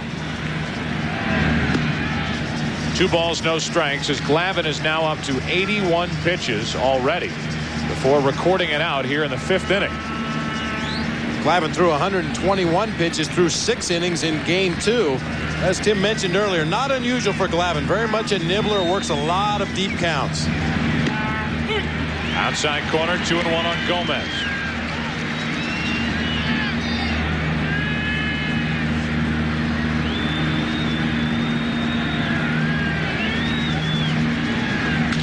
Gomez hard hit, but right at the shortstop Weiss. Low throw, but out, 1 away, and Gomez 0 for 2. Infielders have so many decisions to make on balls even hit at them. Do I charge it? Do I back up? Do I charge it? Do I back up? Walt Weiss holds his ground. The in-between hop almost knocks him backwards and recovers in time to get his counterpart. So Gomez is retired, and now Hitchcock. He bounced down to 3rd his first time up. Strike 1. You talk to all the infielders, particularly the 3rd baseman, where balls get on top of them in a hurry, and reading a hop, one of the more important things in fielding a routine ground ball. Try to keep it routine. Strike 2 on Hitchcock. While we have a moment, I want to pass along get well wishes to legendary scout Ellis Clary, who suffered a nasty car accident, but on the road to recovery now and resting comfortably down in Valdosta, Georgia. 0-2 pitch to Hitchcock is just outside. And while we're sending greetings, I'd like to send birthday wishes to my son Michael, celebrating his 12th birthday today back in Scottsdale, Arizona. Have a piece of cake for me. Base is empty with 1 out here in the 5th inning. No score of Game 6. Still 1-2 on Hitchcock. Tim, talking about infielders and reading hops, one of the things they tell you as a general rule, if you're ever caught in between, you're always better off being more aggressive. Charge the ball.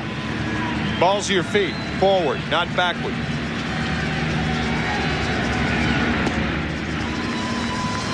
Two balls, 2 strikes from Glavine. Not only that, but it looks better if you charge the ball than if you try to go back on your heels and that ball eats you up. Boy, that's embarrassing.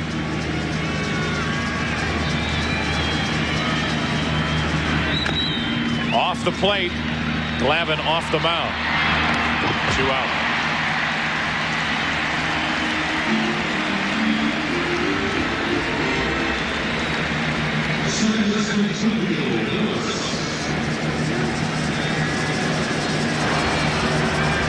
Here's a listen in to Leo Mazzoni, pitching coach for the Braves, talking to Bobby Cox about Tom Glavine's stuff today.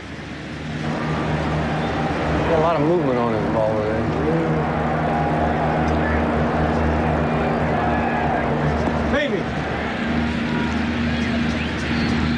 Got a lot of movement on his ball today, which some have sailed out of the zone and would be one of the reasons why he is pushing 90 pitches now here in the 5th inning. Movement and location much more important than velocity. Gilvio Veras has walked and grounded out. To the right side, Graffinino flags it down and retires Veras to end the inning. The Padres go in order for the 2nd consecutive inning. Glavine has now retired 7 straight. No score halfway through Game 6. Drink it up. 7:55, Hank Aaron Drive, Turner Field here in Atlanta, Georgia. Joe Buck, Bob Brenly, Tim McCarver. We're still here, and One thing that we knew coming in, guys, you know what to expect pretty much out of Tom Glavine. I don't think anybody knew what to expect out of Sterling Hitchcock, working on 3 days rest, and he's matching Glavine pitch for pitch. He has everything going for him today. Good fastball, good curveball, and a good split. And now Danny Batista leads off against Sterling Hitchcock, and Danny looks at a strike. Batista, Graffinino, Glavine, bottom 3 in the order for Atlanta.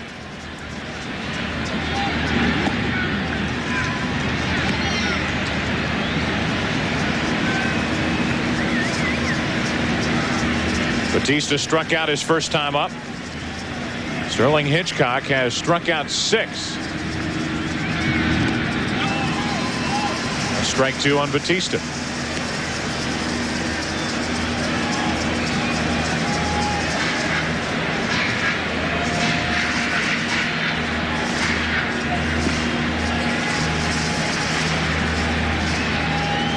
A ball and 2 strikes as Hitchcock brings it in. 2-2.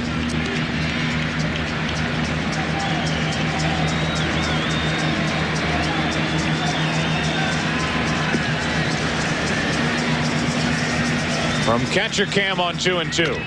Ground ball to third. Caminiti, a long throw, great arm, 1 away.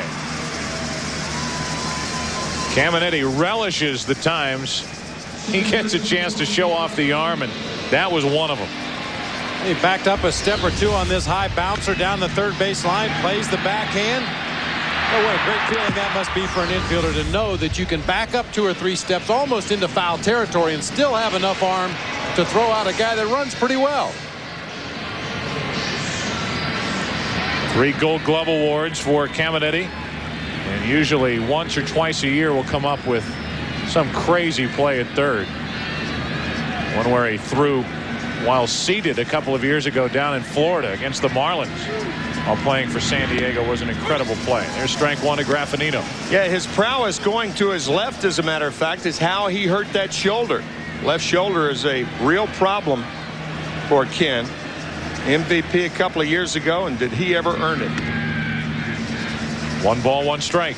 Matter of fact, several of these Padres are suffering from sore shoulders right now. Wally Joyner at first base, Kilvio Veras, both shoulders injured at second base, and you mentioned Caminiti with the sore left shoulder at third base. Strike 2 on Graffinino. Greg Vaughn has had chronic shoulder trouble to the point where the trade with the New York Yankees didn't happen because he failed the physical, and he was sent back transaction-wise to San Diego in a deal that would have brought Kenny Rogers, a left-handed pitcher, Mariano Duncan, the infielder, to San Diego. Graffinino strikes out, and that is number 7 recorded by Hitchcock. 2 out. Tim mentioned just a moment ago that Sterling Hitchcock had it all working. Here's proof. Split finger for a strikeout. Another split for a strikeout. Goes to his fastball. Blows it by Javi Lopez. Goes to the curveball. Third inning, a fastball to get Tommy Glavine. Split finger in the dirt. And a split finger there to get Tony Graffinino. He's got everything going for him in this ball game so far. Now works to the pitcher Glavine with the bases empty and 2 out. And hits the outside corner, strike 1. Tommy Glavine has been successful today because he mixes up his location. Sterling Hitchcock because he mixes up his pitches. 0-2 on Glavine. The Padres in the 6th inning will have Gwynn, Vaughn, and Caminiti. And if Glavine is retired here, the Braves will have the top of the order in the 6th inning of Game 6. And that's the case. Strikeout number 8 for Sterling Hitchcock. We move to the 6th inning here in Atlanta. No score. This game summary is brought to you by MCI. Tom Glavine, Sterling Hitchcock, the top 2 lines. 5 innings, shutout baseball so far. Hitchcock, 25 strikeouts and 16 postseason innings pitched. Runners in scoring position. The Braves do have a hit, but it was an infield hit, kept on the infield by Caminiti, and the Padres are 0 for 3. No score into the 6th. Dangerous inning for Tommy Glavine. You have a look at Ruben Rivera, who could come in for defense if the Padres score this half inning. Gwynn, first pitch to Hopper to Galarraga, 1 away. And that's 8 straight retired by Glavine.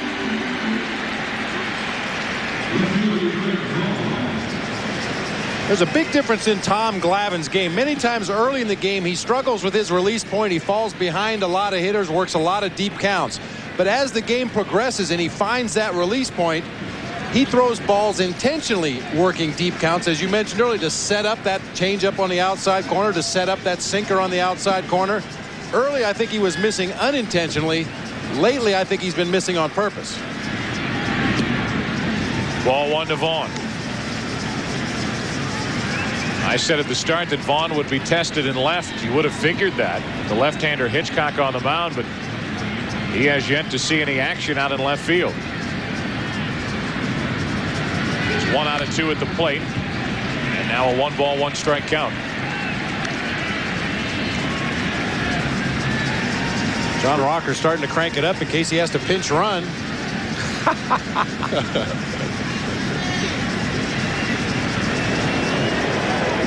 There you go. From one rocker to the other. 1 out, nobody on. 1-ball, 1-strike. 2-1. John Rocker, the winning pitcher in Game 5. He's from Macon, Georgia. And Kevin Brown, the losing pitcher in Game 5 from Macon, Georgia. I would venture to say that that is the first time in postseason play that the winner and loser of any one game has been from Macon, Georgia. I thought you were going to take an extra step and say from the same city. No. I'll go in with you on that. 3 balls and a strike on Vaughn. Well, they were going to be celebrating in Macon one way or the other. Vaughn with Caminetti on deck. Into left field and down for a hit in front of Batista. Greg Vaughn is 2 out of 3. They have definitely missed his bat and his presence in this lineup. He's hit 2 line drives for a couple of hits. Well, many times you'll see an infielder get locked up on a hard hit ball, but very rarely do you see an outfielder get locked up on a hard hit ball. That's to play that ball actually between his thighs to knock it down, keep it in front. Nice smother right there. So now Vaughn is on with 1 out. No score, top of the 6th inning, and Caminetti digs in. Ken is 1 out of 2.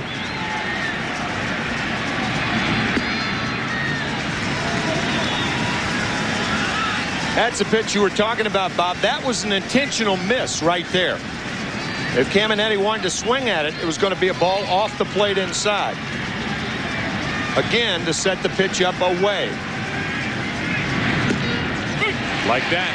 Over the corner, 1-ball, 1-strike. Well, if you're Bruce Bochy, you have to be a little concerned with Greg Vaughn running the bases. Obviously, you'd like to see him get on base and hit the ball, but nursing that strained left quad, you have to be a little bit concerned when the big boy's out there running the bases. Especially in a scoreless game in the 6th inning. Caminetti fouls it back, strike 2.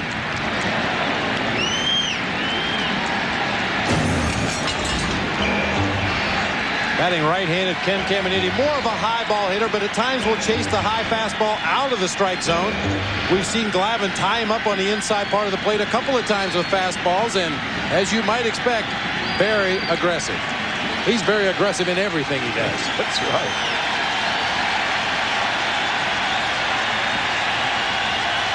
The 1-2. Do it again.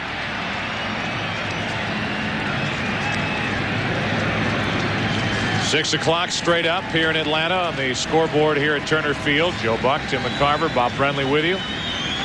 All pitching so far. Total of 6 hits, 4 by San Diego. Sterling Hitchcock is trying to match Tom Glavine pitch for pitch. Padres up 3 games to 2. Here's the 1-2 to Caminetti. 2-2.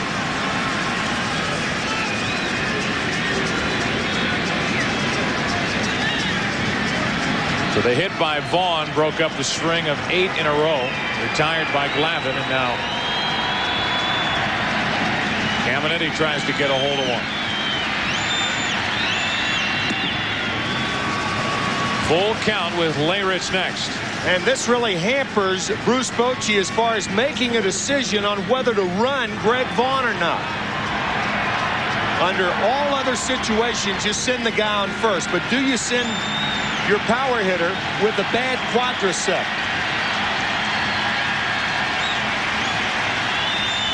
He is going. Caminetti squirts it through the right side. Headed for third is Vaughn.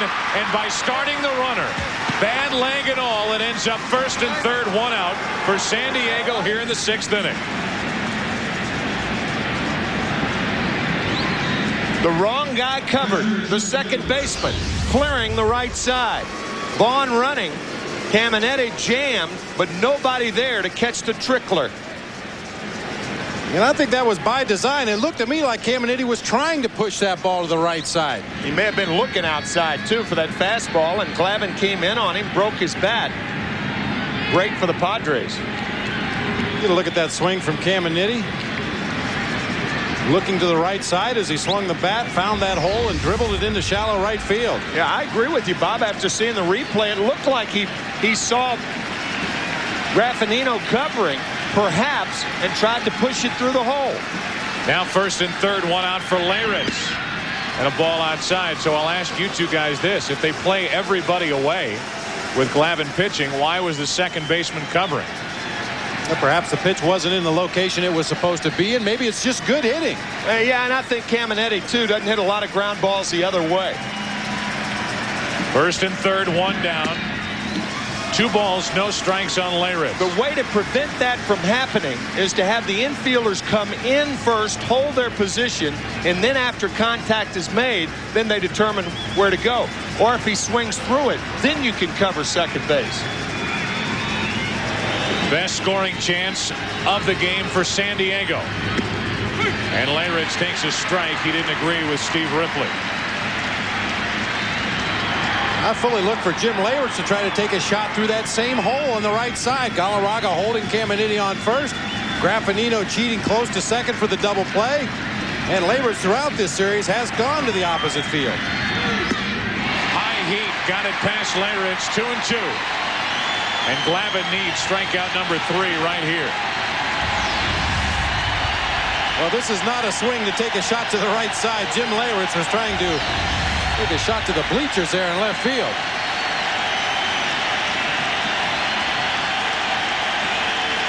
The 2-2 pitch.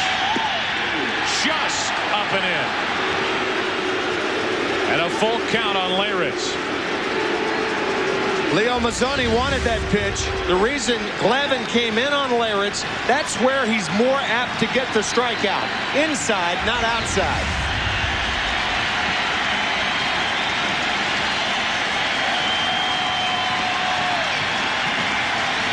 The 3-2 runner goes, and Leyritz spoiled the pitch. Here's Mazzoni's reaction to that last 3-2 pitch.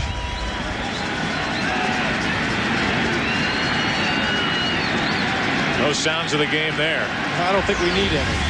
Mazzoni wanted it. The Braves didn't get the call. Leyritz has since spoiled a 3-2 pitch and will get another. First and third, one out, no scores, 6th inning of game 6.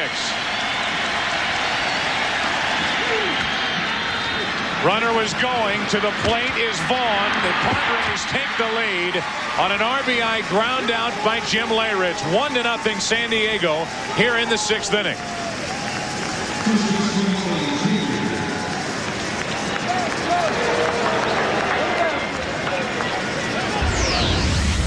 Well, by starting that runner at first base, the Padres are able to stay out of the double play. The ball was hit in a good location for Vaughn to come home. And Chipper Jones with a nice barehanded play to get Leyritz at first. That is the same type of ball that Leyritz hit in game 1 when Ruben Rivera ran home after the throw to first base to give the Padres a lead. Now Joyner takes a ball with Caminetti at second. Padres started the runner each time with a full count at the plate. It paid off both times. Paid off with Caminetti at the plate, Vaughn running, then with Caminetti running and Leyritz at the plate. 1 ball, 1 strike on Joyner. I would imagine Greg Vaughn would be out of the ball game right now. Ruben Rivera will replace him in left field. We'll have to see, but that would make sense. Strike 2 on Joyner. That's a decision for Bruce Bochy, but it didn't look to me like Vaughn had any ill effects of that strained left quad. At least that's true. If it's bothering him, it didn't show as he went first to third on the hit and then scored on the RBI groundout. Runner at second is Caminetti, 2 out. Joyner back up the middle and through. Here comes Caminetti. The throw by Andrew Jones not made. It's 2-0 San Diego in the 6th.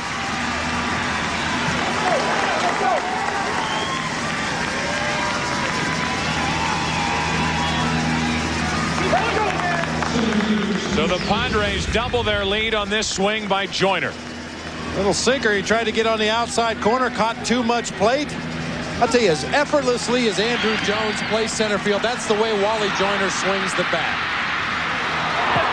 Never overswings, never off balance. Puts the bat on the ball and finds the hole up the middle of the field. So a 2-run 6th inning for San Diego. 1 win away from their 2nd World Series. Finley dumps one into left center. Joyner will stop at second. And that's 4 hits in this inning, plus the RBI groundout. Tom Glavine up to 116 pitches right now. We saw Leo Mazzoni on the phone to the bullpen as they scramble down in that Atlanta pen while Glavine struggles here in the 6th inning. You can hear the cheers, about 4.5 on the Richter scale in Southern California about right now. And the visit from Leo Mazzoni out to talk to Glavine with 2 on 2 out. And the number 8 hitter Chris Gomez at the plate trying to add to the lead. Who else would get the runs started than Jim Leyritz here in Atlanta against the Braves? It wasn't pretty. A little 5-3 ground out, but it worked to put the first run on the board. And in a quirky way, moved Caminetti to second base so he could score on the 14 hopper by Joyner up the middle. Now 2 on 2 out for Gomez, who has grounded out twice. No RBIs in this postseason as he takes the ball outside.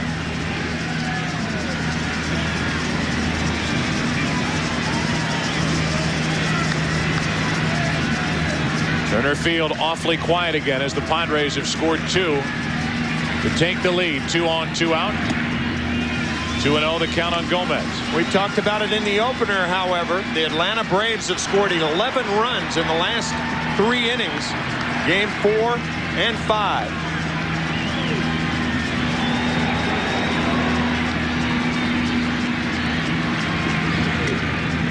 (3-0) now on Gomez with the pitcher Hitchcock on deck.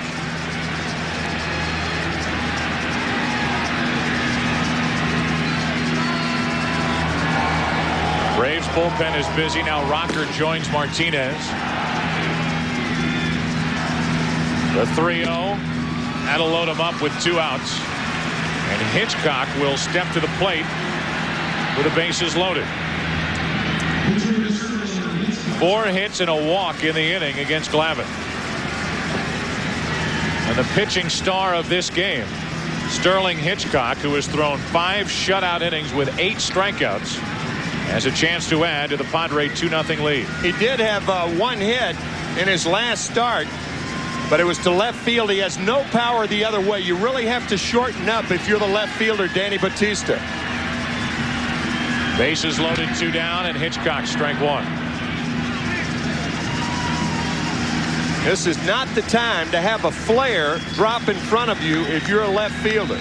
Danny Batista, in my view, is too deep right now. He needs to play about 3 more strides toward the infield.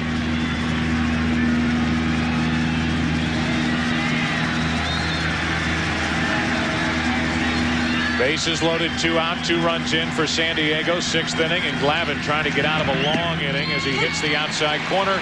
Strike 2 on Hitchcock. Joyner, Finley, and Gomez the runners.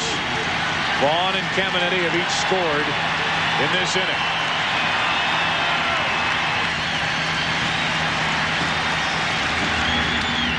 A little flare into left field. Bautista makes the diving attempt. Didn't come up with it.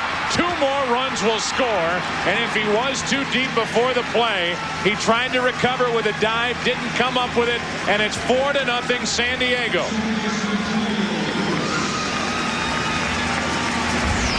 Well, this more than anything else cannot happen with a guy like Hitchcock hitting. This cannot happen. Bautista turned what should have been a routine play into a ball that hit the thumb of the glove and bounced away, and a huge break for the Padres. Looked to me like he just missed that ball. He staggered a little bit coming in after it. As he made his dive, he looked like he had his glove in a good position to catch it and just missed the ball.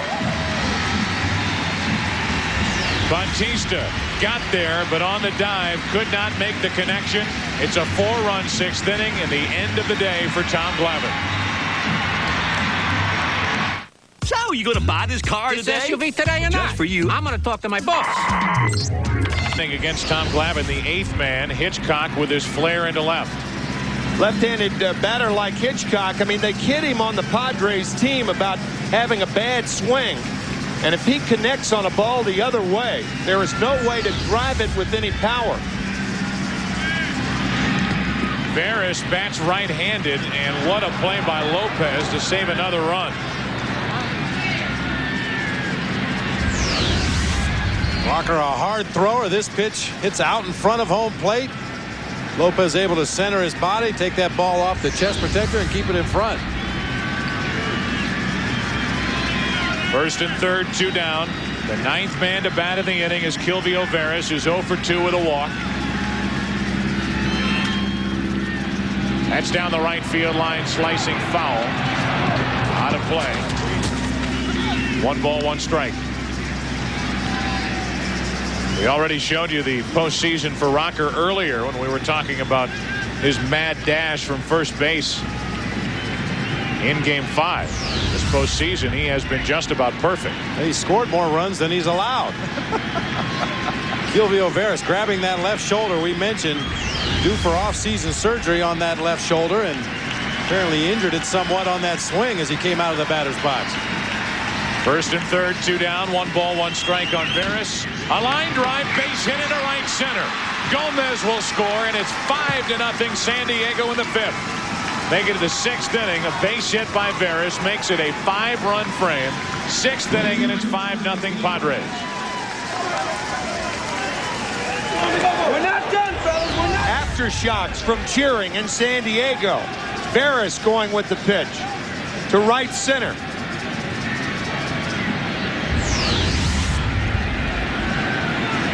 So 9 men come to the plate. It's a 5-0 San Diego lead. And now with 2 on, 2 out, Tony Gwynn, who started this inning with a ground out, digs in.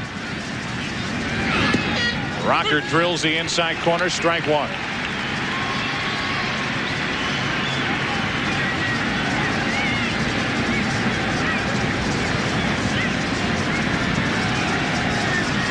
Two on, 2 out. Gwynn the other way, through. Hitchcock will hold at third, and that'll load him up.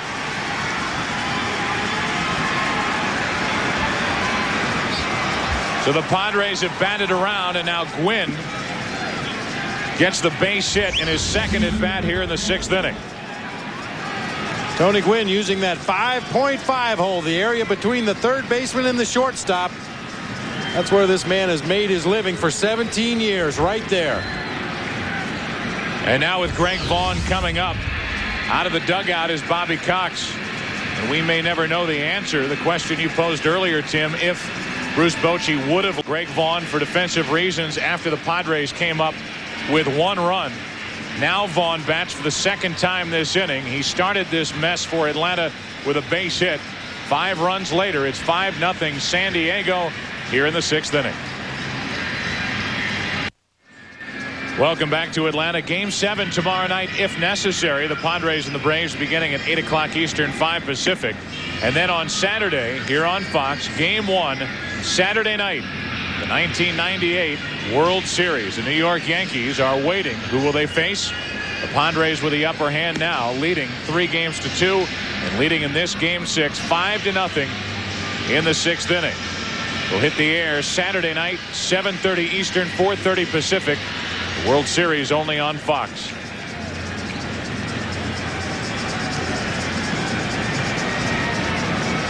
So John Rocker not happy with the way he pitched here in this long 6th inning.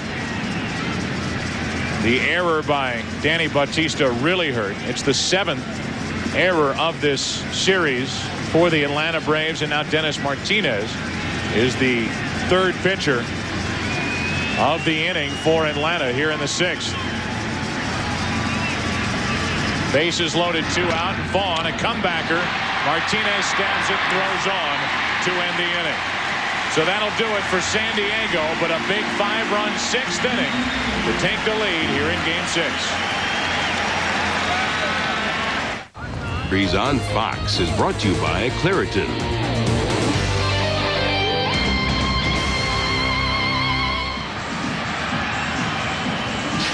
Well, guys, an interesting exchange as the Padres went back to the field for the bottom of this 6th inning. Greg Vaughn was running out to his position, was called on by the bench for the San Diego Padres. Looked back and he kind of got in a little shouting match with the dugout, and I think you guys think talked his way back into left field instead of being replaced by Ruben Rivera. I think he did. Walt Weiss takes a strike. Well, there's a chance that Vaughn could get one more at bat in this ball game, and the Padres obviously don't want to look past this game. Worry about saving him for the future. But I think perhaps in this particular situation that Ruben Rivera would be the way to go. A better defensive outfielder, a healthy defensive outfielder. And with a 5-0 lead, you want your better defensive team on the field at this point in the game. 2 balls and a strike on Weiss, leading off with Williams and Chipper Jones to follow. Greg Vaughn developed temporary deafness as he was walking out to left field. They were screaming at him from the Padres bench, and he refused to acknowledge them. Then he turned around and had a few words with somebody, not in a nasty way, but basically pled his case and ends up in left field. It would have been the perfect time to take him out. He had just made the final out, the top of this 6th inning. 3 balls and a strike. Walt Weiss leading off, trying to get something started for Atlanta. 6th inning. And a leadoff walk is a good start for the Braves. And that 5-run inning started so innocently with Greg Vaughn at first base running on the play, the 3-2 count. Look at Ferris at second, going right to the bag. The ball squirts into right field. Vaughn makes it to third without a play, and that set up the 5-run inning. 4 of those runs coming after 2 were out. And then the error by Danny Bautista, figuring in heavily. Braves had committed 7 errors in this National League Championship Series. That makes it 8, which ties an LCS record. And it came at the most inopportune time for the Braves on the ball hit by Sterling Hitchcock. Little flare into left. Rocker didn't retire anyone, and Dennis Martinez avoided further trouble by getting Vaughn with the bases loaded. Now Williams, after the leadoff walk, takes a strike.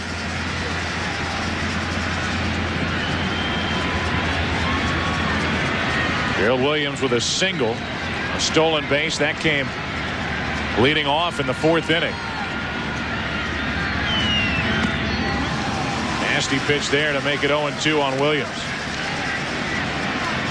Williams got the base hit back in the 4th inning, leading off on a fastball up and out over the plate. Hitchcock showed him a fastball on the first pitch on the outside corner, then goes right back to the split.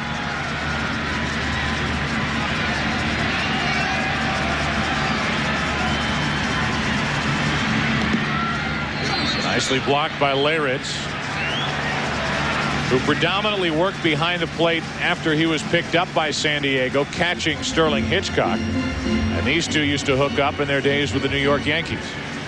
Leyritz has started behind the plate in 14 of the 17 Hitchcock starts this year, since being obtained from Boston back in June. A ball and 2 strikes, and Williams took it down and in. 2-2. By the way, with the error by Bautista, only 2 of the 5 runs that scored in the top of this 6th inning were earned against Tom Glavine. Brian Boehringer, right-hander, getting ready. Just low and away, 3-2. This is just for the 6th inning, the box score. It's up and down. In the middle of the order got it started for San Diego. Hitchcock 0 for 1, but he reached on the error and hit the ball into left that produced not only the 2 runs on that play, but 1 more after on the hit by Barris. Still 3-2 on Gerald Williams. Walt Weiss not running on the play, and that's one of the problems of being down by two or 3 or more runs in the middle to late innings. It takes the aggressiveness away from your base runners. Starting the runners really paid off for the Padres in the top of this 6th inning. The 3-2 to Williams, ripped down the left field line, foul. That 6th inning for the Padres was reminiscent of the New York Yankees, the way I've seen many of their rallies go this year. Single here, single there, a walk, a single. A nice catch by the ball boy down the left field line.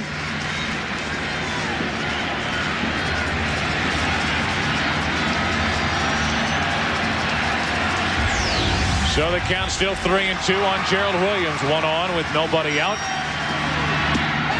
Back-to-back walks, and here comes Atlanta in the bottom of the 6th.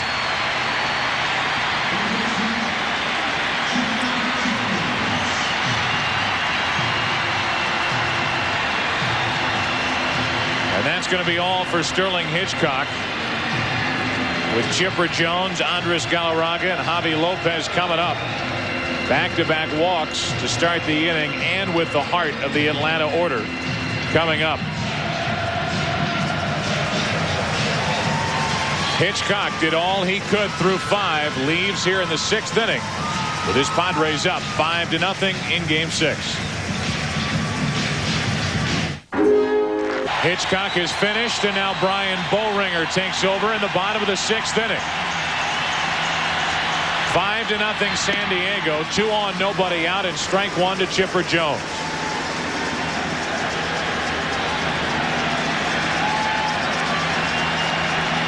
There's only 2 games of this postseason coming in this NLCS. 3rd appearance. Atlanta down 5-0. Strike 2.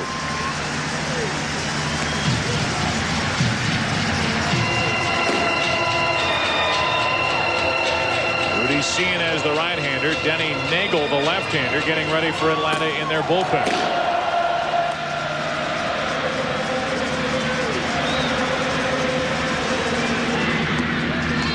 Ball and 2 strikes on Jones.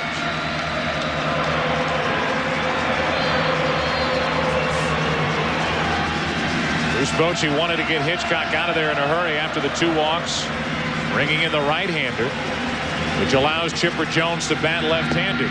And he takes strike 3 over the inside corner. And Chipper Jones continues to struggle in this NLCS. What a huge pitch that was for the Padres. I think Chipper Jones thought it was low. It was very close. Bobby Cox thought it was low. It was on the plate. Huge strikeout.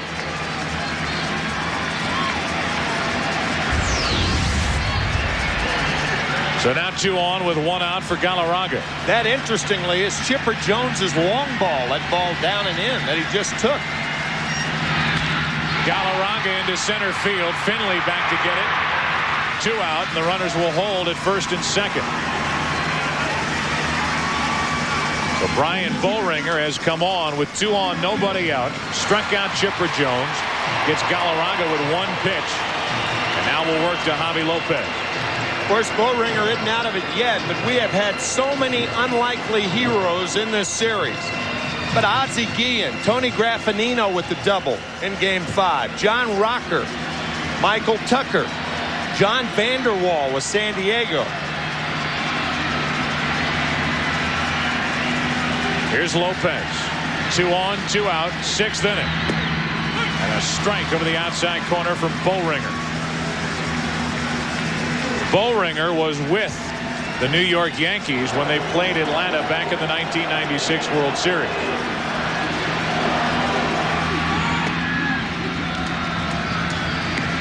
One ball, one strike.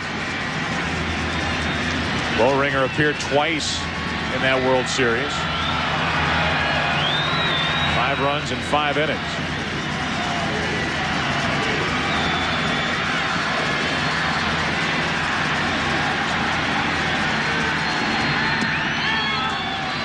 Two balls and a strike to Javi Lopez, who's 1 for 2.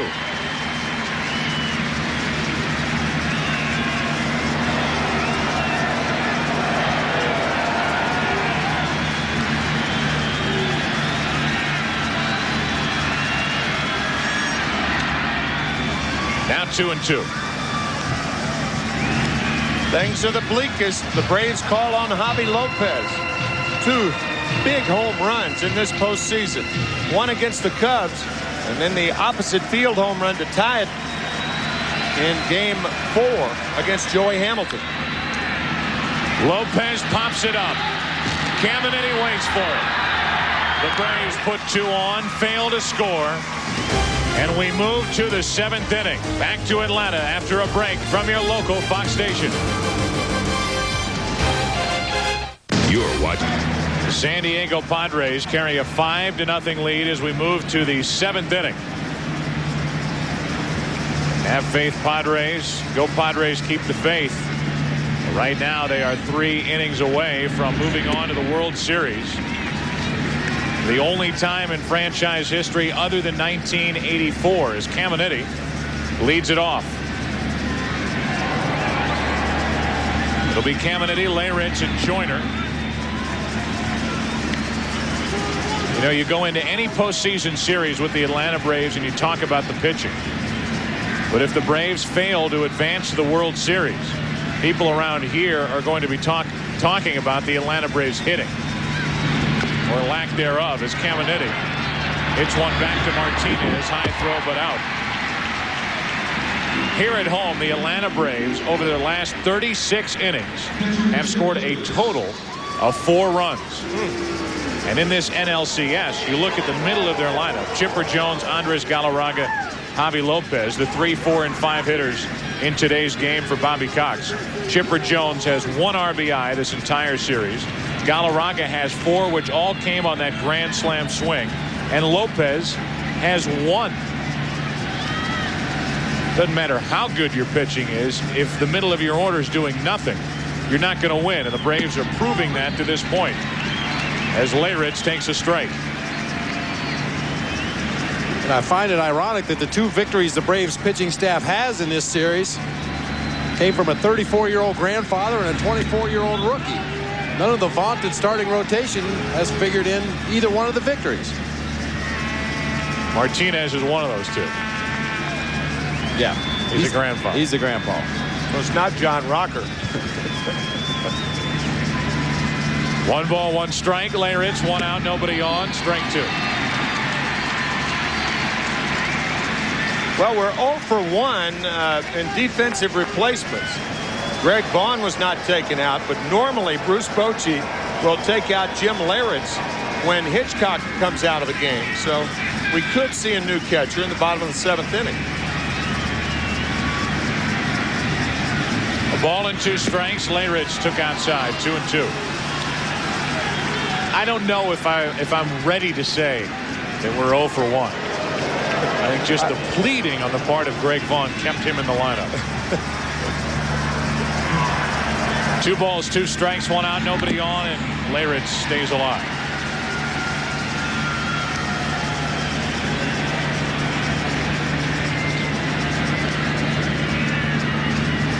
Jim Leyrich San Diego Padres getting closer and closer to New York. World Series begins on Saturday night. We're in the 7th inning. The Braves still plenty of chances, but they have got to wake up offensively. The 2-2 to Leyritz. Chipper Jones there for it. Leyritz is gone. 2 out.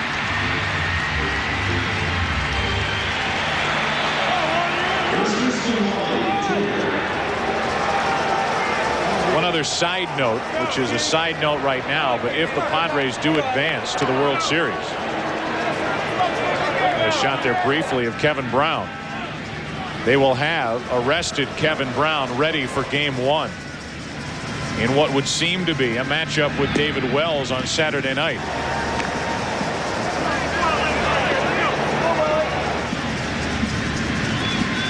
Michael and all those Yankee scouts scouting feverishly now with more of a slant toward the Padre way as Joyner takes a strike. It's 1-1.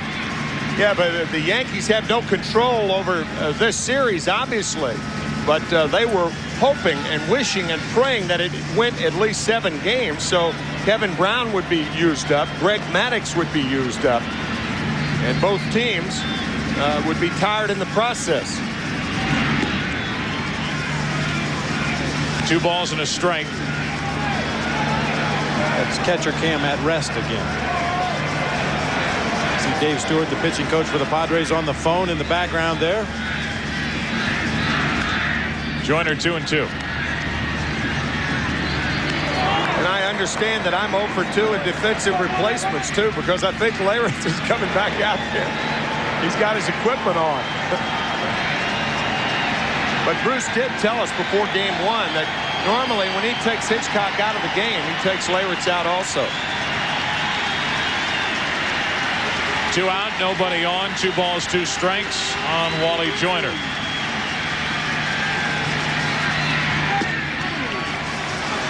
Full count.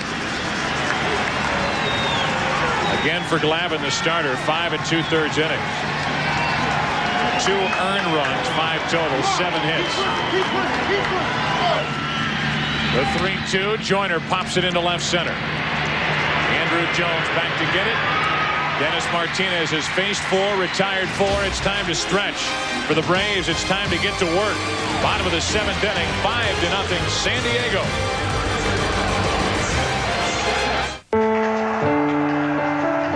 Nine programs, $27. 5 hot dogs, 6 pennants, $45. 1 big puffy hand, $6. The new Silverado, the truck from Chevrolet, the most dependable, longest-lasting trucks.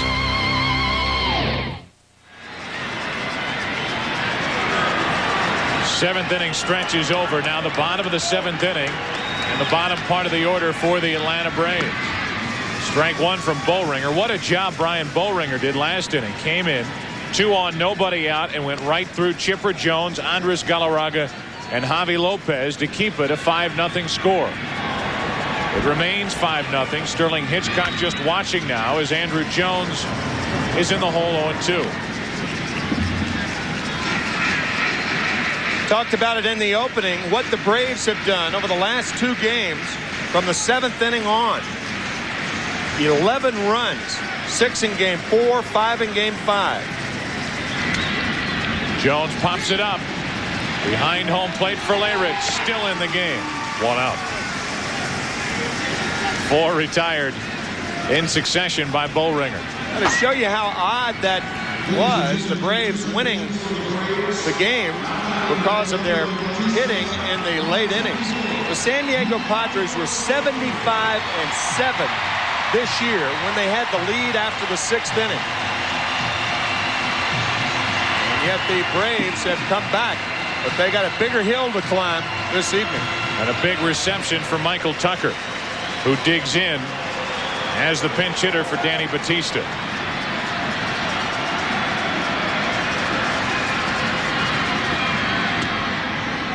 His 5 RBIs in game 5. The major reason why there even is a game 6. Here's the shot off Kevin Brown in the 8th inning. 2 on, and that drive put Atlanta out in front for good. They would tack on 2 more and use all 7 runs and defeat San Diego 7-6 in Game 5 to force this Game 6.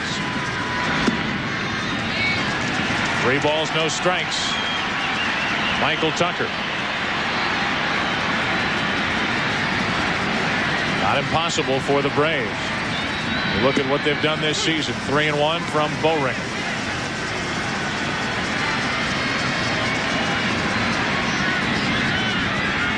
Jim Leyritz couldn't put the fastball sign down quick enough.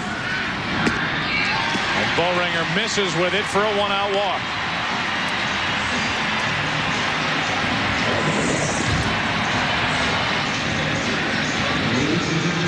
First man to reach against Bowringer is Tucker. And now Bruce Bochy is out of the dugout with the announcement of Keith Lockhart pinch hitting. Here comes Bruce Bochy, and he calls on the left-hander out of his bullpen. So Bowringer ends up facing 5. He retired 4 of the 5. Did great work to get out of the 6th inning. And the Padres make another call to their bullpen here in the 7th inning. Well, Gary, what Nintendo sports game? Bottom of the 7th inning, 1 on, 1 out for Atlanta, trailing 5-0. This week, it's a Fox NFL Sunday doubleheader. First, the Washington Redskins look to slow down the undefeated Minnesota Vikings. Then the Cowboys head to the Windy City to battle the Chicago Bears. Plus other regional action. Coverage begins at noon Eastern, 9 a.m. Pacific on Fox. Check your local listings. Here's Mark Langston, the left-hander, out of the Padre bullpen. Bruce Bochy bringing on the lefty, really forcing Bobby Cox's hand here. Do you pinch hit for Keith Lockhart? At which point you'd have to bring Ozzie Guillen into the ball game. It looks like Lockhart is going to stay in the game and hit against the left-handed pitching Langston. Greg Colburn also in the on-deck circle, more than likely to hit in the pitcher spot. Greg Maddux along with John Smoltz down in that Braves bullpen.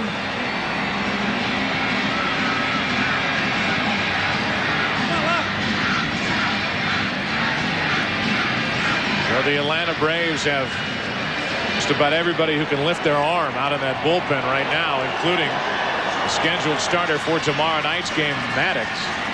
Right now, 1 on, 1 out for Lockhart, dealing with Langston.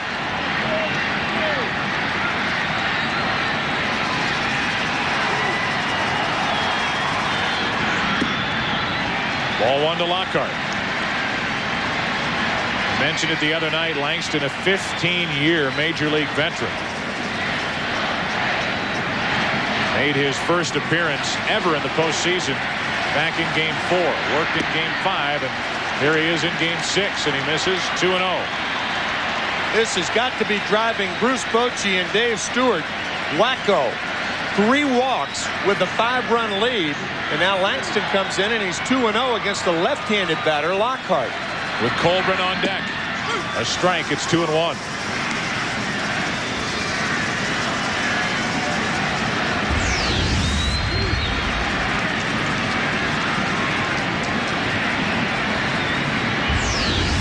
That went right down the pipe. 1 on, 1 out. Lockhart pops it foul, and that will find the seats to make it 2-2.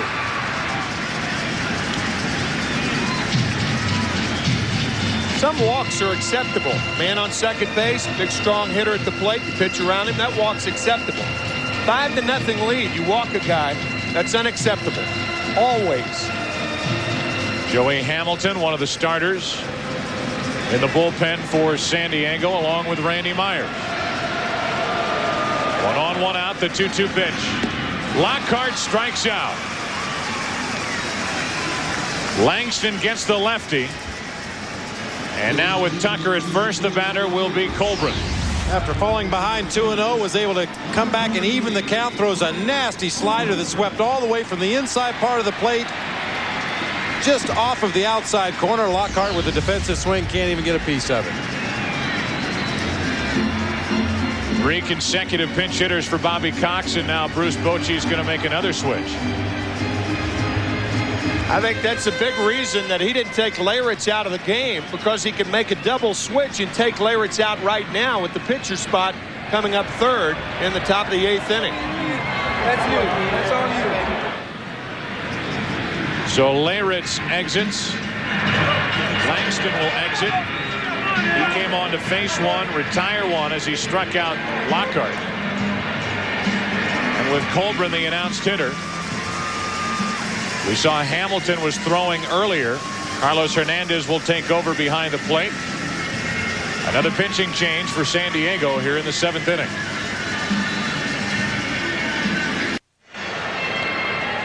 So Jim Leyritz is finished thanks to the double switch here in the bottom of the 7th inning. Takes off catcher Cam. Waves bye-bye to everyone. Catcher Cam. And our thanks again to Jim Leyritz and all who have worn catcher Cam in the postseason to this point. Leyritz is finished as Hamilton takes over. Hamilton will bat in the spot vacated by Leyritz. And the new catcher Carlos Hernandez will bat 9th.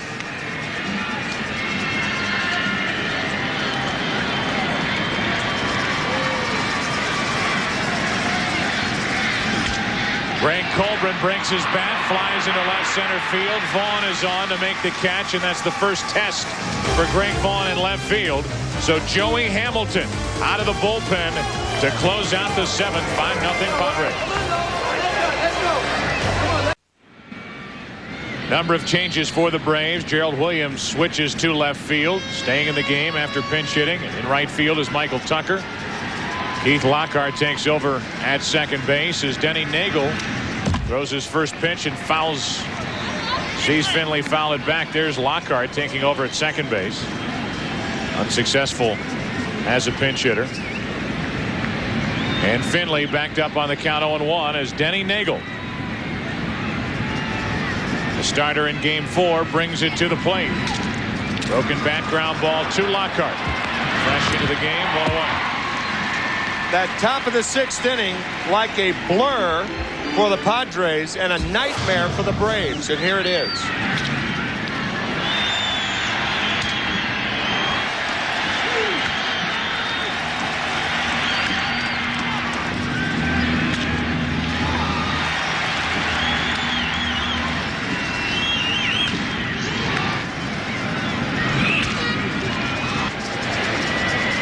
Here's a pop-up off the bat of Gomez, popped up to the right side. Lockhart makes that play. 2 up, 2 down for San Diego here in the 8th inning. Joe, we saw that little clip right there between innings about an inning ago, and you brought up a great point. All of those hits were either up the middle or the opposite way. The only out was Leyritz, who got on top of one and pulled it just a bit. Ground out 5-3, but it produced a run. The RBI ground out as Carlos Hernandez bats for the first time tonight and takes a ball from Nagel.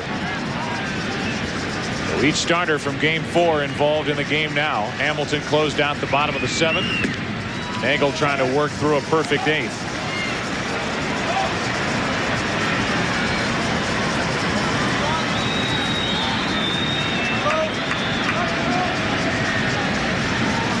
Two balls, no strikes. Hernandez into left center field, a base hit.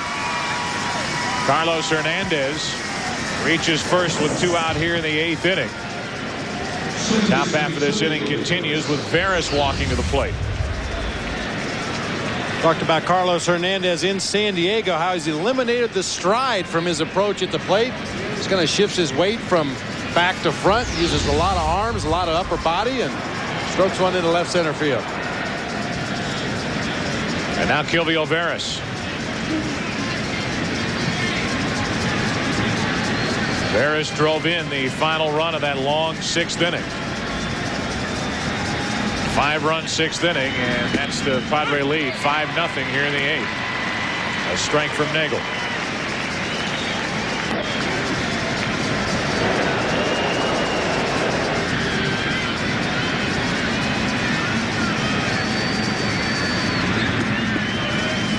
One ball, one strike.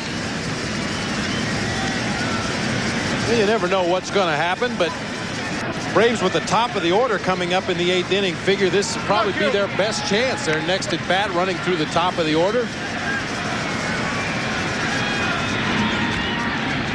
To the third baseman, Jones. That's a fair ball, and out at first is Veras to end the top of the 8th. As Bob mentioned, top of the order, Weiss, Williams, Jones coming up for Atlanta, down by 5. Championship Series on Fox is brought to you by the Home Depot, America's home improvement coach, and by E-Trade, the #1 rated online broker. Back at Turner Field, Braves running out of chances. They were down 3-0. They won games 4 and 5 to force this game 6, but they find themselves trailing 5-0 in the bottom of the 8th inning. Top of the order coming up against Hamilton. A 94-mile-per-hour pitch is upstairs for ball 1 to Weiss.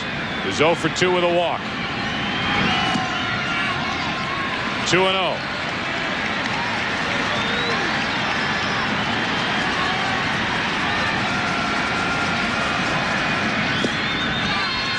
And I would imagine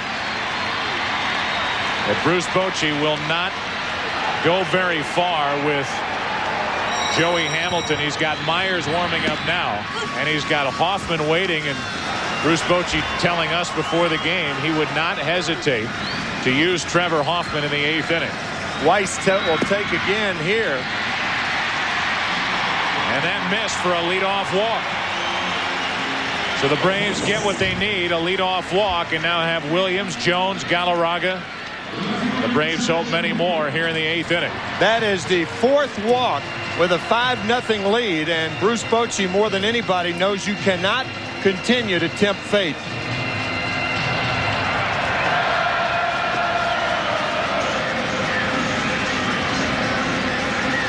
Joey Hamilton. A leadoff walk, and now time is called before the pitch, so no pitch. Gerald Williams at the plate. Hamilton started game 4. As you see, time granted by Steve Ripley.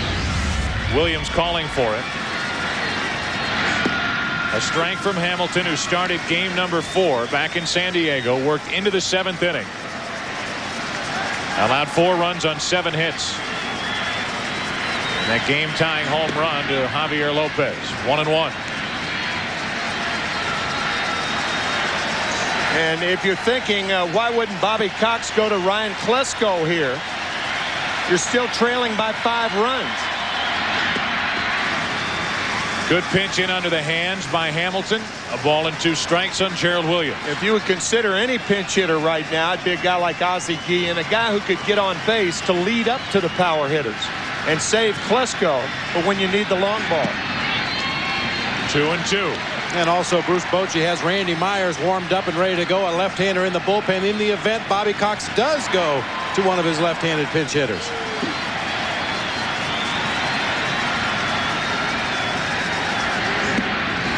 One away, and a big strikeout for Joey Hamilton to bounce back after the leadoff walk to Weiss. Well, Joey Hamilton at times can just be overpowering with that sinking, tailing fastball. You can see Williams swung right over the top of that pitch.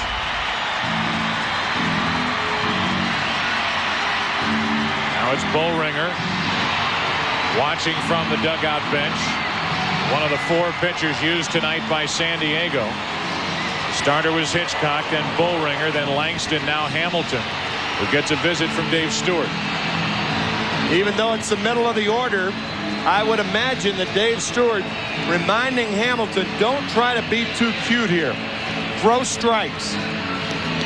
Who's left on the bench for Bobby Cox? Guillen, Klesko, and Malloy from the left side. Eddie Perez, the other catcher, the right-hander. And that's it.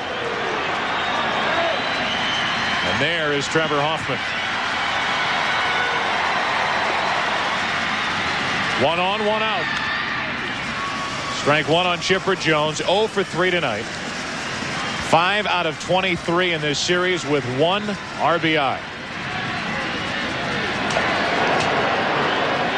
Chipper Jones drove in 107 during the regular season. Blocked by Hernandez. 1-1.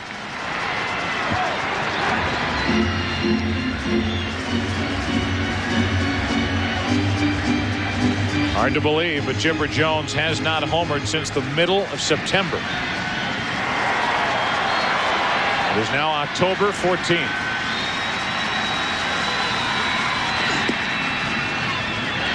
Off the outside corner, 2-1.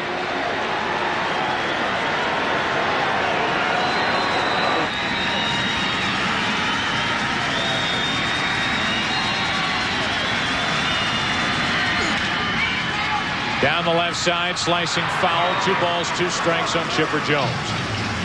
Well, if the Braves are going to get back into this game, you figure it's going to be with the long ball. That's been their MO throughout the regular season and the postseason. Strike quickly with a couple guys on base. Somebody hit a long ball.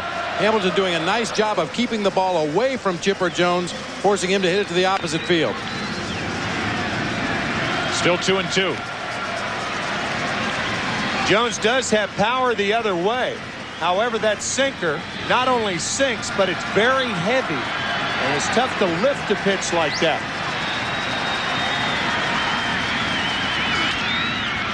That's foul down the left side. Unless you get it up like that. High sinkers don't sink.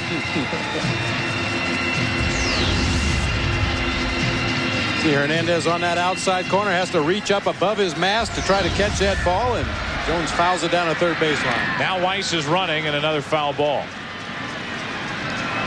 In the 9th inning, you wouldn't consider this, but in the 8th inning, if they're going to give you second base, why not take it? Just to back up your point, Bob, the 33 runs scored in this postseason for the Atlanta Braves, 20 of them have come on the home run ball. So they have not been able to manufacture much. Get them on, get them over, get them in. Weiss is on with a leadoff walk there with 1 out, and Jones hits it to first. Joyner knocks it down, feeds Hamilton, 2 out. Chipper Jones now 0 for 4. And the batter will be Galarraga. That's why you play the first baseman behind the runner with the 5-run lead. Had Joyner been holding him on, that ball may have gotten through on the right side. A fine play by Joyner to knock it down and make sure of 1. And that's the mindset of every infielder right now. Make sure of 1. Joyner got absolutely no leather on that ball. That was all chest. Wanted to make sure to keep the glove down low in case the ball scooted. He'd be able to knock it down with the glove. If it came up high like it did, he'd be able to knock it down with his body. And now Galarraga. Runner at second, Weiss. Led off with a walk. 2 out. And a squirter back to Hamilton. Outfitting the heart of the order after a leadoff walk to Weiss would do nothing. Williams struck out. Jones grounded out, as did Galarraga. We go to the 9th. Home Depot. Kenny Nagel back to work, 9th inning. Game number 6 of this 1998 NLCS. San Diego out in front 5-0. 1 full inning away from returning to the World Series. The first time since 1984. The second time in their franchise history. Tony Gwynn takes a ball inside from Nagel.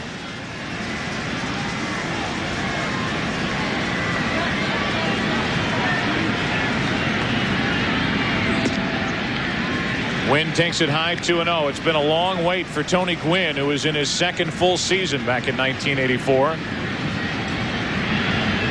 The Padres advanced through the Chicago Cubs and lost to Detroit in the World Series. 3-0 from Nagel. Just to prove, longest duration between World Series appearances. Tony Gwynn, 14 years. There's a strike, 3-1. Jim Cott leading the way with 16 years in between. To the shortstop, Weiss. Good play to his left. Gwynn gone for the first out here in the top of the 9th.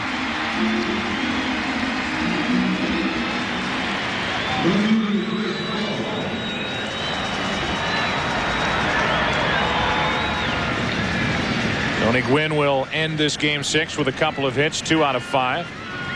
And the batter will be Vaughn.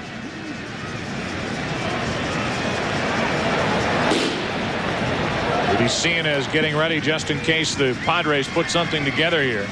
In the top of the 9th inning, Vaughn. Well, his impact, Tim, and his presence was felt immediately here in his first start since game 1. Scoring the first run of the game and the first run in that 5-run 6th inning. Aside from that, no scoring by either side this evening. Matter of fact, the Braves only have 2 hits. Both of those hits in 1 inning.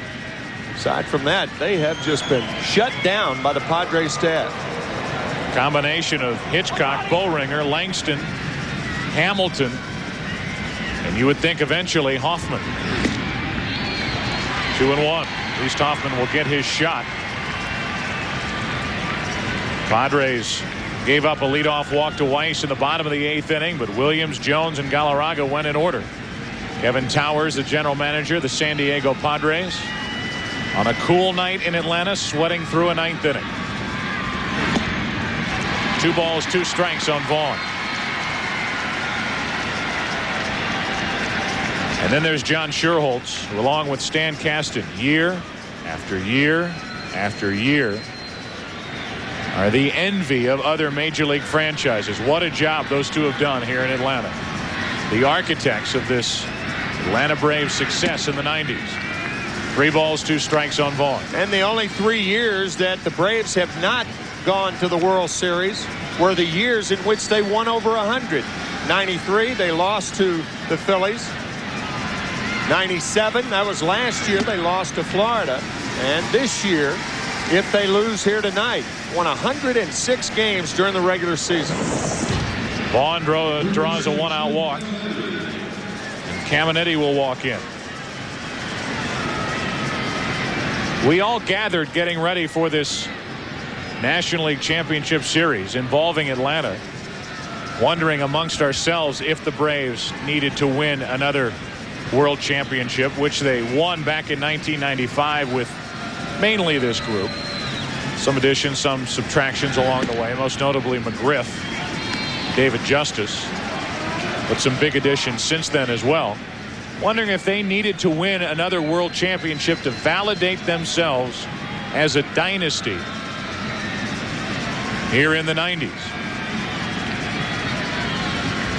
1 on, 1 out, 1 ball, no strikes, and that's off the end of the bat. 1-1 on Caminiti. Seems like validation came with every team in the postseason. I mean, Cleveland won the pennant in 95. They lost the World Series. They won the pennant last year. They lost the World Series in Game 7. The New York Yankees, even though they won in 96, won 114 games this year. Everybody's saying that if they lose the World Series, it will be the most disappointing of any of the teams. That's an arguable point, but certainly the Braves not getting to the World Series, very disappointing to this franchise. Just short of greatness. The Braves, great run, 1991 through 1998. 7 division titles. The Braves 7 times to the LCS. 1 World Series title in 95. But this game and this series, not over. The Braves have 1 more at bat.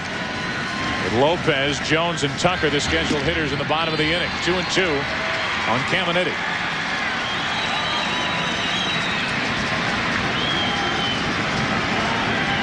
But again, you go back to John Schuerholz, Stan Kasten, and Bobby Cox, who was the general manager for the Atlanta Braves from 1985 to 1990 and responsible for some of the success, a lot of the success the Braves have had in the 90s. Over the inside corner, Caminiti is gone. And that's the 2nd out here in the top of the 9th inning.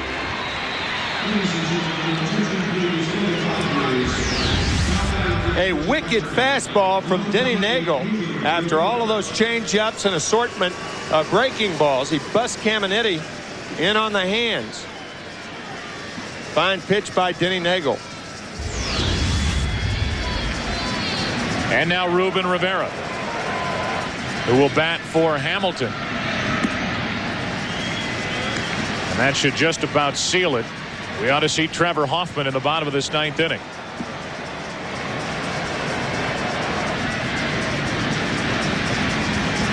Runner at first with 2 out. And Rivera up on the count, 2-0.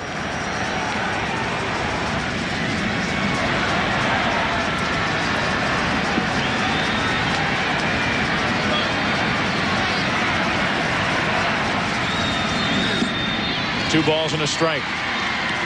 We talked about Bobby Cox, who deserves a lot more credit than he gets.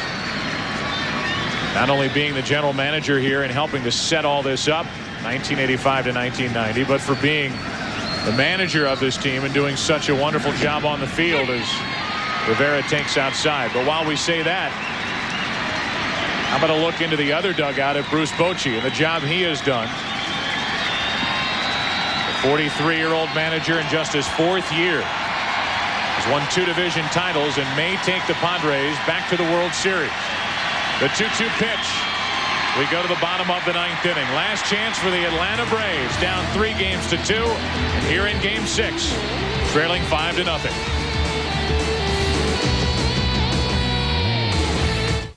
Well, as we move into the bottom of the 9th inning, last chance for the 1998 version of the Atlanta Braves. Addition of Andres Galarraga this year. What a regular season. Driving in 121. But how about the regular season for Trevor Hoffman, saving 53 in 54 opportunities? Tell you what the Atlanta Braves have to do, as you see Ruben Rivera in left field, or in right field, I beg your pardon. But here's what the Atlanta Braves have to do. With 3 outs, they have to score 5 runs, at least to tie against Trevor Hoffman. In 66 games this year, Hoffman only gave up 12 runs. That is straight uphill for the Atlanta Braves. And the numbers for Hoffman in this postseason. He has saved 3, 1 in this LCS. And a number that you hear kicked around a lot. In 1998, including the playoffs, the Padres 91-0 when leading after 8. And dating back to July of 1996, 180-0 when leading after 8. Joe, you also talked about Bruce Bochy. I think the respect that this ball club has for him and the way he handles this club, indicative of some of his remarks before the game. That loss in Game 5 was absolutely excruciating. And to forget it is a very difficult thing to do, but that's what the Padres have done tonight. Trevor Hoffman takes over. Javi Lopez leads it off and takes a strike. And a lot of the reasons that you can forget about something like that is because of the guy who's leading you. And that, in this case, is Bruce Bochy. Strike 2 on Lopez from Trevor Hoffman. The San Diego Padres are 3 outs away from going to the 1998 World Series to take on the New York Yankees.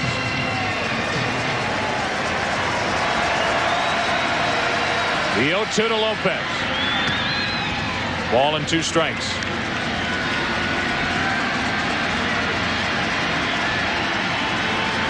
Andrew Jones will follow, and then Michael Tucker.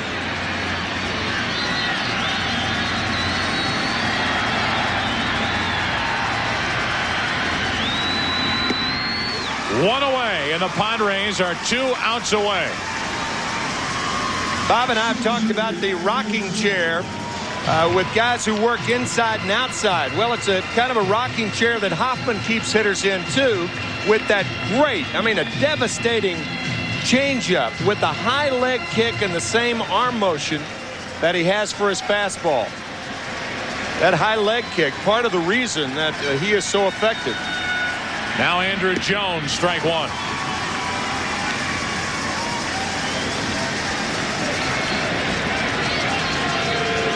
Andrew Jones tonight 0 for 3.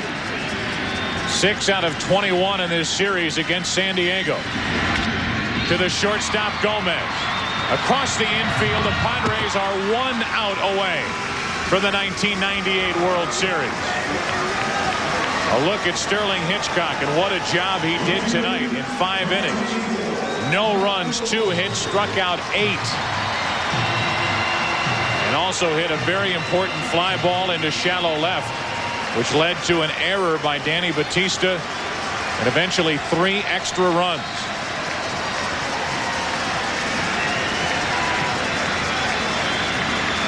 Here is Michael Tucker.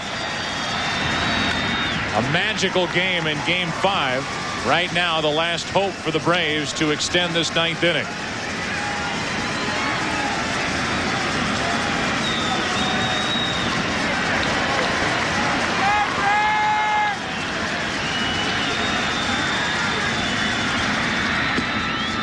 One ball, one strike. And again, by the Padres winning tonight, they have Kevin Brown available to open against the Yankees on Saturday night.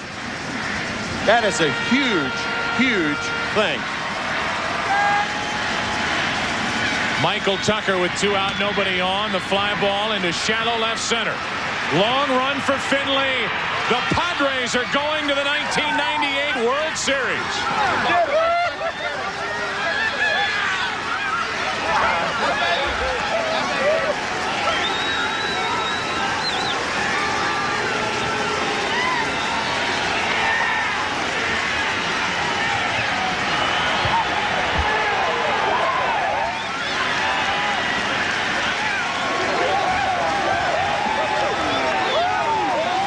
The big crowd's out of it, but the small crowd on the field isn't. And you can bet they're celebrating back in San Diego. It has been a long wait, 14 years. They were there in 1984. They will be there in 1998 to take on the New York Yankees. How fitting for the game to end with Trevor Hoffman on the mound. Sterling Hitchcock, who started the game on the mound for San Diego, is our Chevy Trucks player of the game. He came in on 3 days rest and had to match up with Tom Glavine. The first game he has ever won in the big leagues on 3 days rest following a start. What a time to do it. And he comes up with 2 victories, 2-0 in this 1998 NLCS against the Atlanta Braves. Only the 4th starting pitcher to do that against the Atlanta Braves in this run of 7 consecutive league championship series. Tony Gwynn heads off the playing field into the clubhouse as the celebration continues. Some start to wind their way back to the San Diego clubhouse for the celebration. Gwynn last celebrated a trip to the World Series in 1984, and he will celebrate with these teammates in 1998, including Jim Leyritz, who knocked in the first run of this Game 6.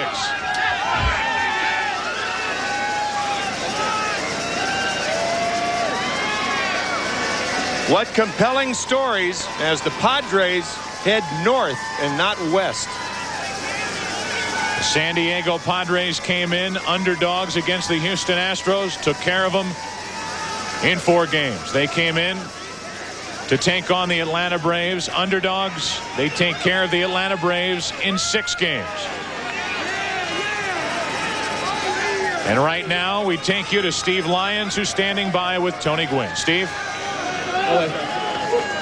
All right, guys, thank you very much. We have Tony Gwynn down here. It's starting to get ugly already, but Tony, 14 years ago, you go to the World Series as a younger player. Yeah. Did it take you? Do you think it was going to take you that long to get back? No, I didn't. But for some reason, I felt like this club was special. And even though we win the first 3 games of the series and we turn around and lose 2, I still had a lot of faith in these guys, and tonight showed. I mean, we battled, got a great pitching performance by Sterling Hitchcock, and here we are. It was a crushing defeat in Game 5. Talk to me about the character of this team, that they were able to come back after that. Well, after that game, I think a lot of guys kind of took stock in themselves. We had the music going like we normally do. We didn't change anything. We tried to keep our same things that we do every day. And even coming here, I think we were really confident. We really felt like we could win this game tonight. And sure enough, we did. You're going to the biggest stage there is, and you're going to do it against the Yankees. Yeah. This pitching staff can match up against that team. They haven't been given any respect all year long. They can do this. Well, we hope so. For me, it's a big thrill. I've never been to New York, never been to Yankee Stadium, and going to get an opportunity to play there. But you know, we're going to celebrate tonight, try to get focused somewhere down the road. Right now, this is a great day for us, I think. We really stepped up, we really played well, and we get to go to the series as a reward. Tony, I'm going to let you start doing that celebration Okay. right now. Joe, let's send it back up to you. All right, Steve, congratulations to Tony Gwynn. He's never been to Yankee Stadium, and now he'll start out in right field on Saturday night. Little does he know what he's in for at Yankee Stadium. With that crowd, they will be juiced up. Much, much, much more coming up after these words. Congratulations to the Padres. They're going to the World Series on the heels of this 5-0 victory in Game 6. Welcome you back to a Padres celebration. We now take you down to Chip Carey, standing by for the trophy presentation for the National League Championship Series. Chip. All right, Joe, thank you very much. Down in the Padre locker room, I'm joined by the president of the National League, Mr. Leonard Coleman, to present the hardware. Thank you, Chip. To team owner John Morris, president Larry Lucchino, general manager Kevin Towers, certainly manager Bruce Bochy. The Padres put on a dogged determination, putting on a magnificent overall team performance against a great Brave team. And indeed, we look forward to you representing us very well in the World Series beginning in New York. Congratulations to the Padres. Thank you very much. Mr. Lucchino, what a team you all have assembled in San Diego. Chip, it's a great thrill to win this. We take this on behalf of these players out here and the passionate fans we have in San Diego and all over Baja California as well. It's great, and we're very thrilled to have this. 14 years between sips of champagne. Was the wait worth it? Oh, absolutely, absolutely. It's a great thrill, and it's a great thrill for all of us, and we're just looking forward to the World Series. Larry, to you and Mr. Morris, congratulations. Let's bring on the general manager, Kevin Towers. What a ball club you all assembled here. What a giant killing team you guys have put together. I tell you what, I can't say enough about these guys all year. They've been resilient, won 3 games, came back, lost 2, had to come in against a tough Atlanta club. Our skipper, I think, just did a hell of a job managing. Sterling Hitchcock, big outing. Guys off the bench, the king, everybody, the city of San Diego, this is yours. I know in 1992 you were a Pirate scout sitting in your hotel room in Toronto watching the Braves steal that win from you all when you were with the Pittsburgh Pirates. Does this in any way give you some sense of redemption? Oh, I tell you what, the last couple of games I said I'm not counting outs, and sure enough they came back, and tonight I said I'm not going to say anything about outs, no peanuts, nothing. Wait till that last out was made, and I thought I'd never be in this position again. I'm lost for words. And Kevin, I know you have an awful lot of respect for Bobby Cox and his Braves. You all put together a team very similar to theirs. Great pitching, a great bullpen, and your club play with an awful lot of character, not only all year long, but in this series. Well, I tell you what, Bobby's one of the best managers in the game, if not the best. And John Sherholtz, matter of fact, when Larry hired me, he asked me what organization we would want to model ours after, and it was the Atlanta Braves.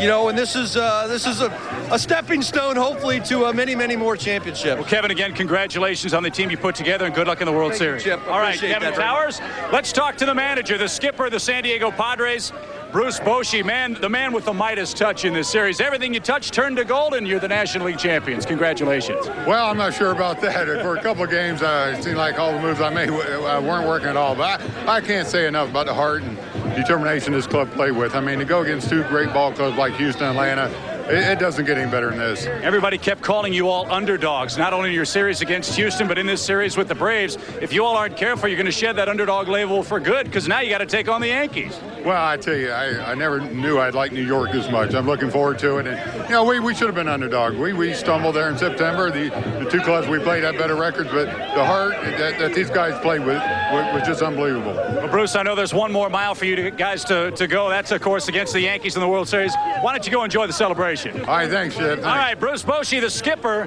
of the San Diego Padres. We have one more piece of hardware to hand out. We'll do that after we take a break. They're going wild here in Atlanta and in San Diego, too. The Padres are the champions of the National League.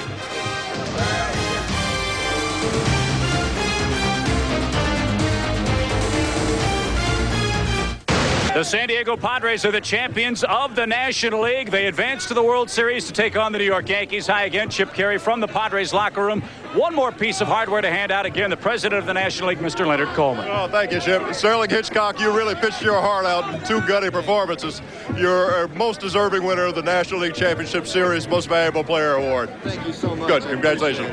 Sterling Hitchcock, this is a time of unsung heroes. Did you ever in your wildest imagination think you would be the Most valuable player of this series? No, I sure didn't. And you know, first off, I got to praise God for this.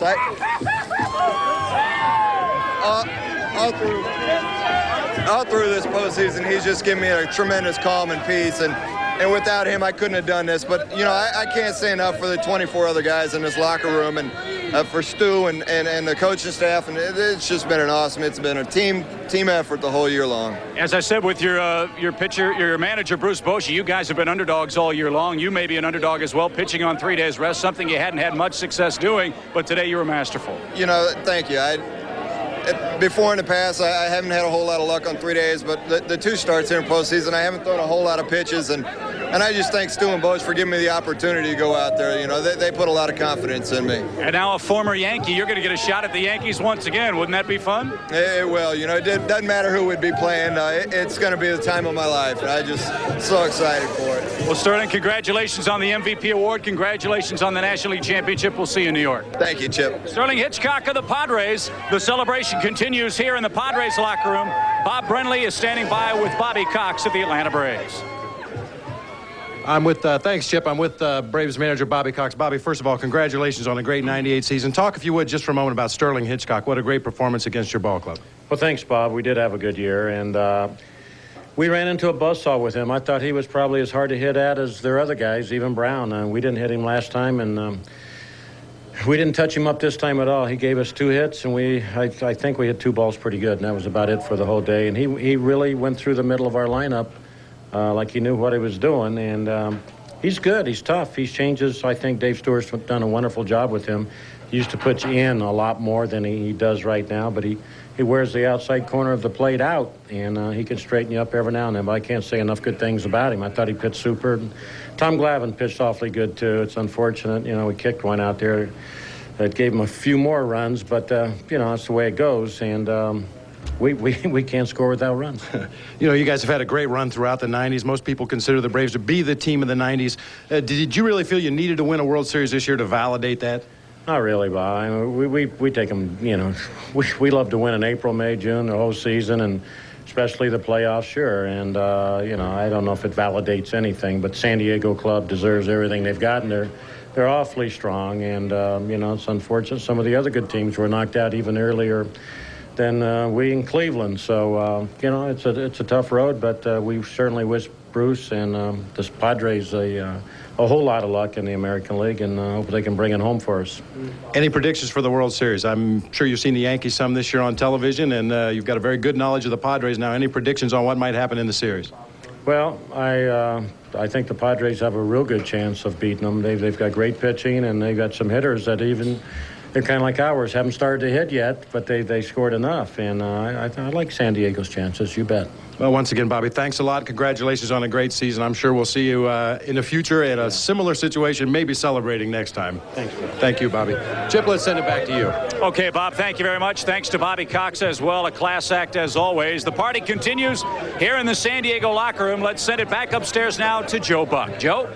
All right, Chip, thank you very much. Standing by with Tim McCarver, and great job down there in the clubhouses between Chip Carey, Steve Lyons, and our partner Bob Brenly. I hesitate to use this, team of destiny, because it's overused, it's a cliche, but you start to look at how the Padres have marched through this postseason. They took on a favored Houston team. They took care of them. They took with on Randy Johnson, too. Right, and a heavily favored Atlanta Braves team. They took care of them. Good pitching, good defense, some timely hitting, and very good managing. They have to like their chances going into the World Series. I don't know, Joe, whether they're a team of destiny, but I think they're a team that's going to have Kevin Brown well rested for Saturday night.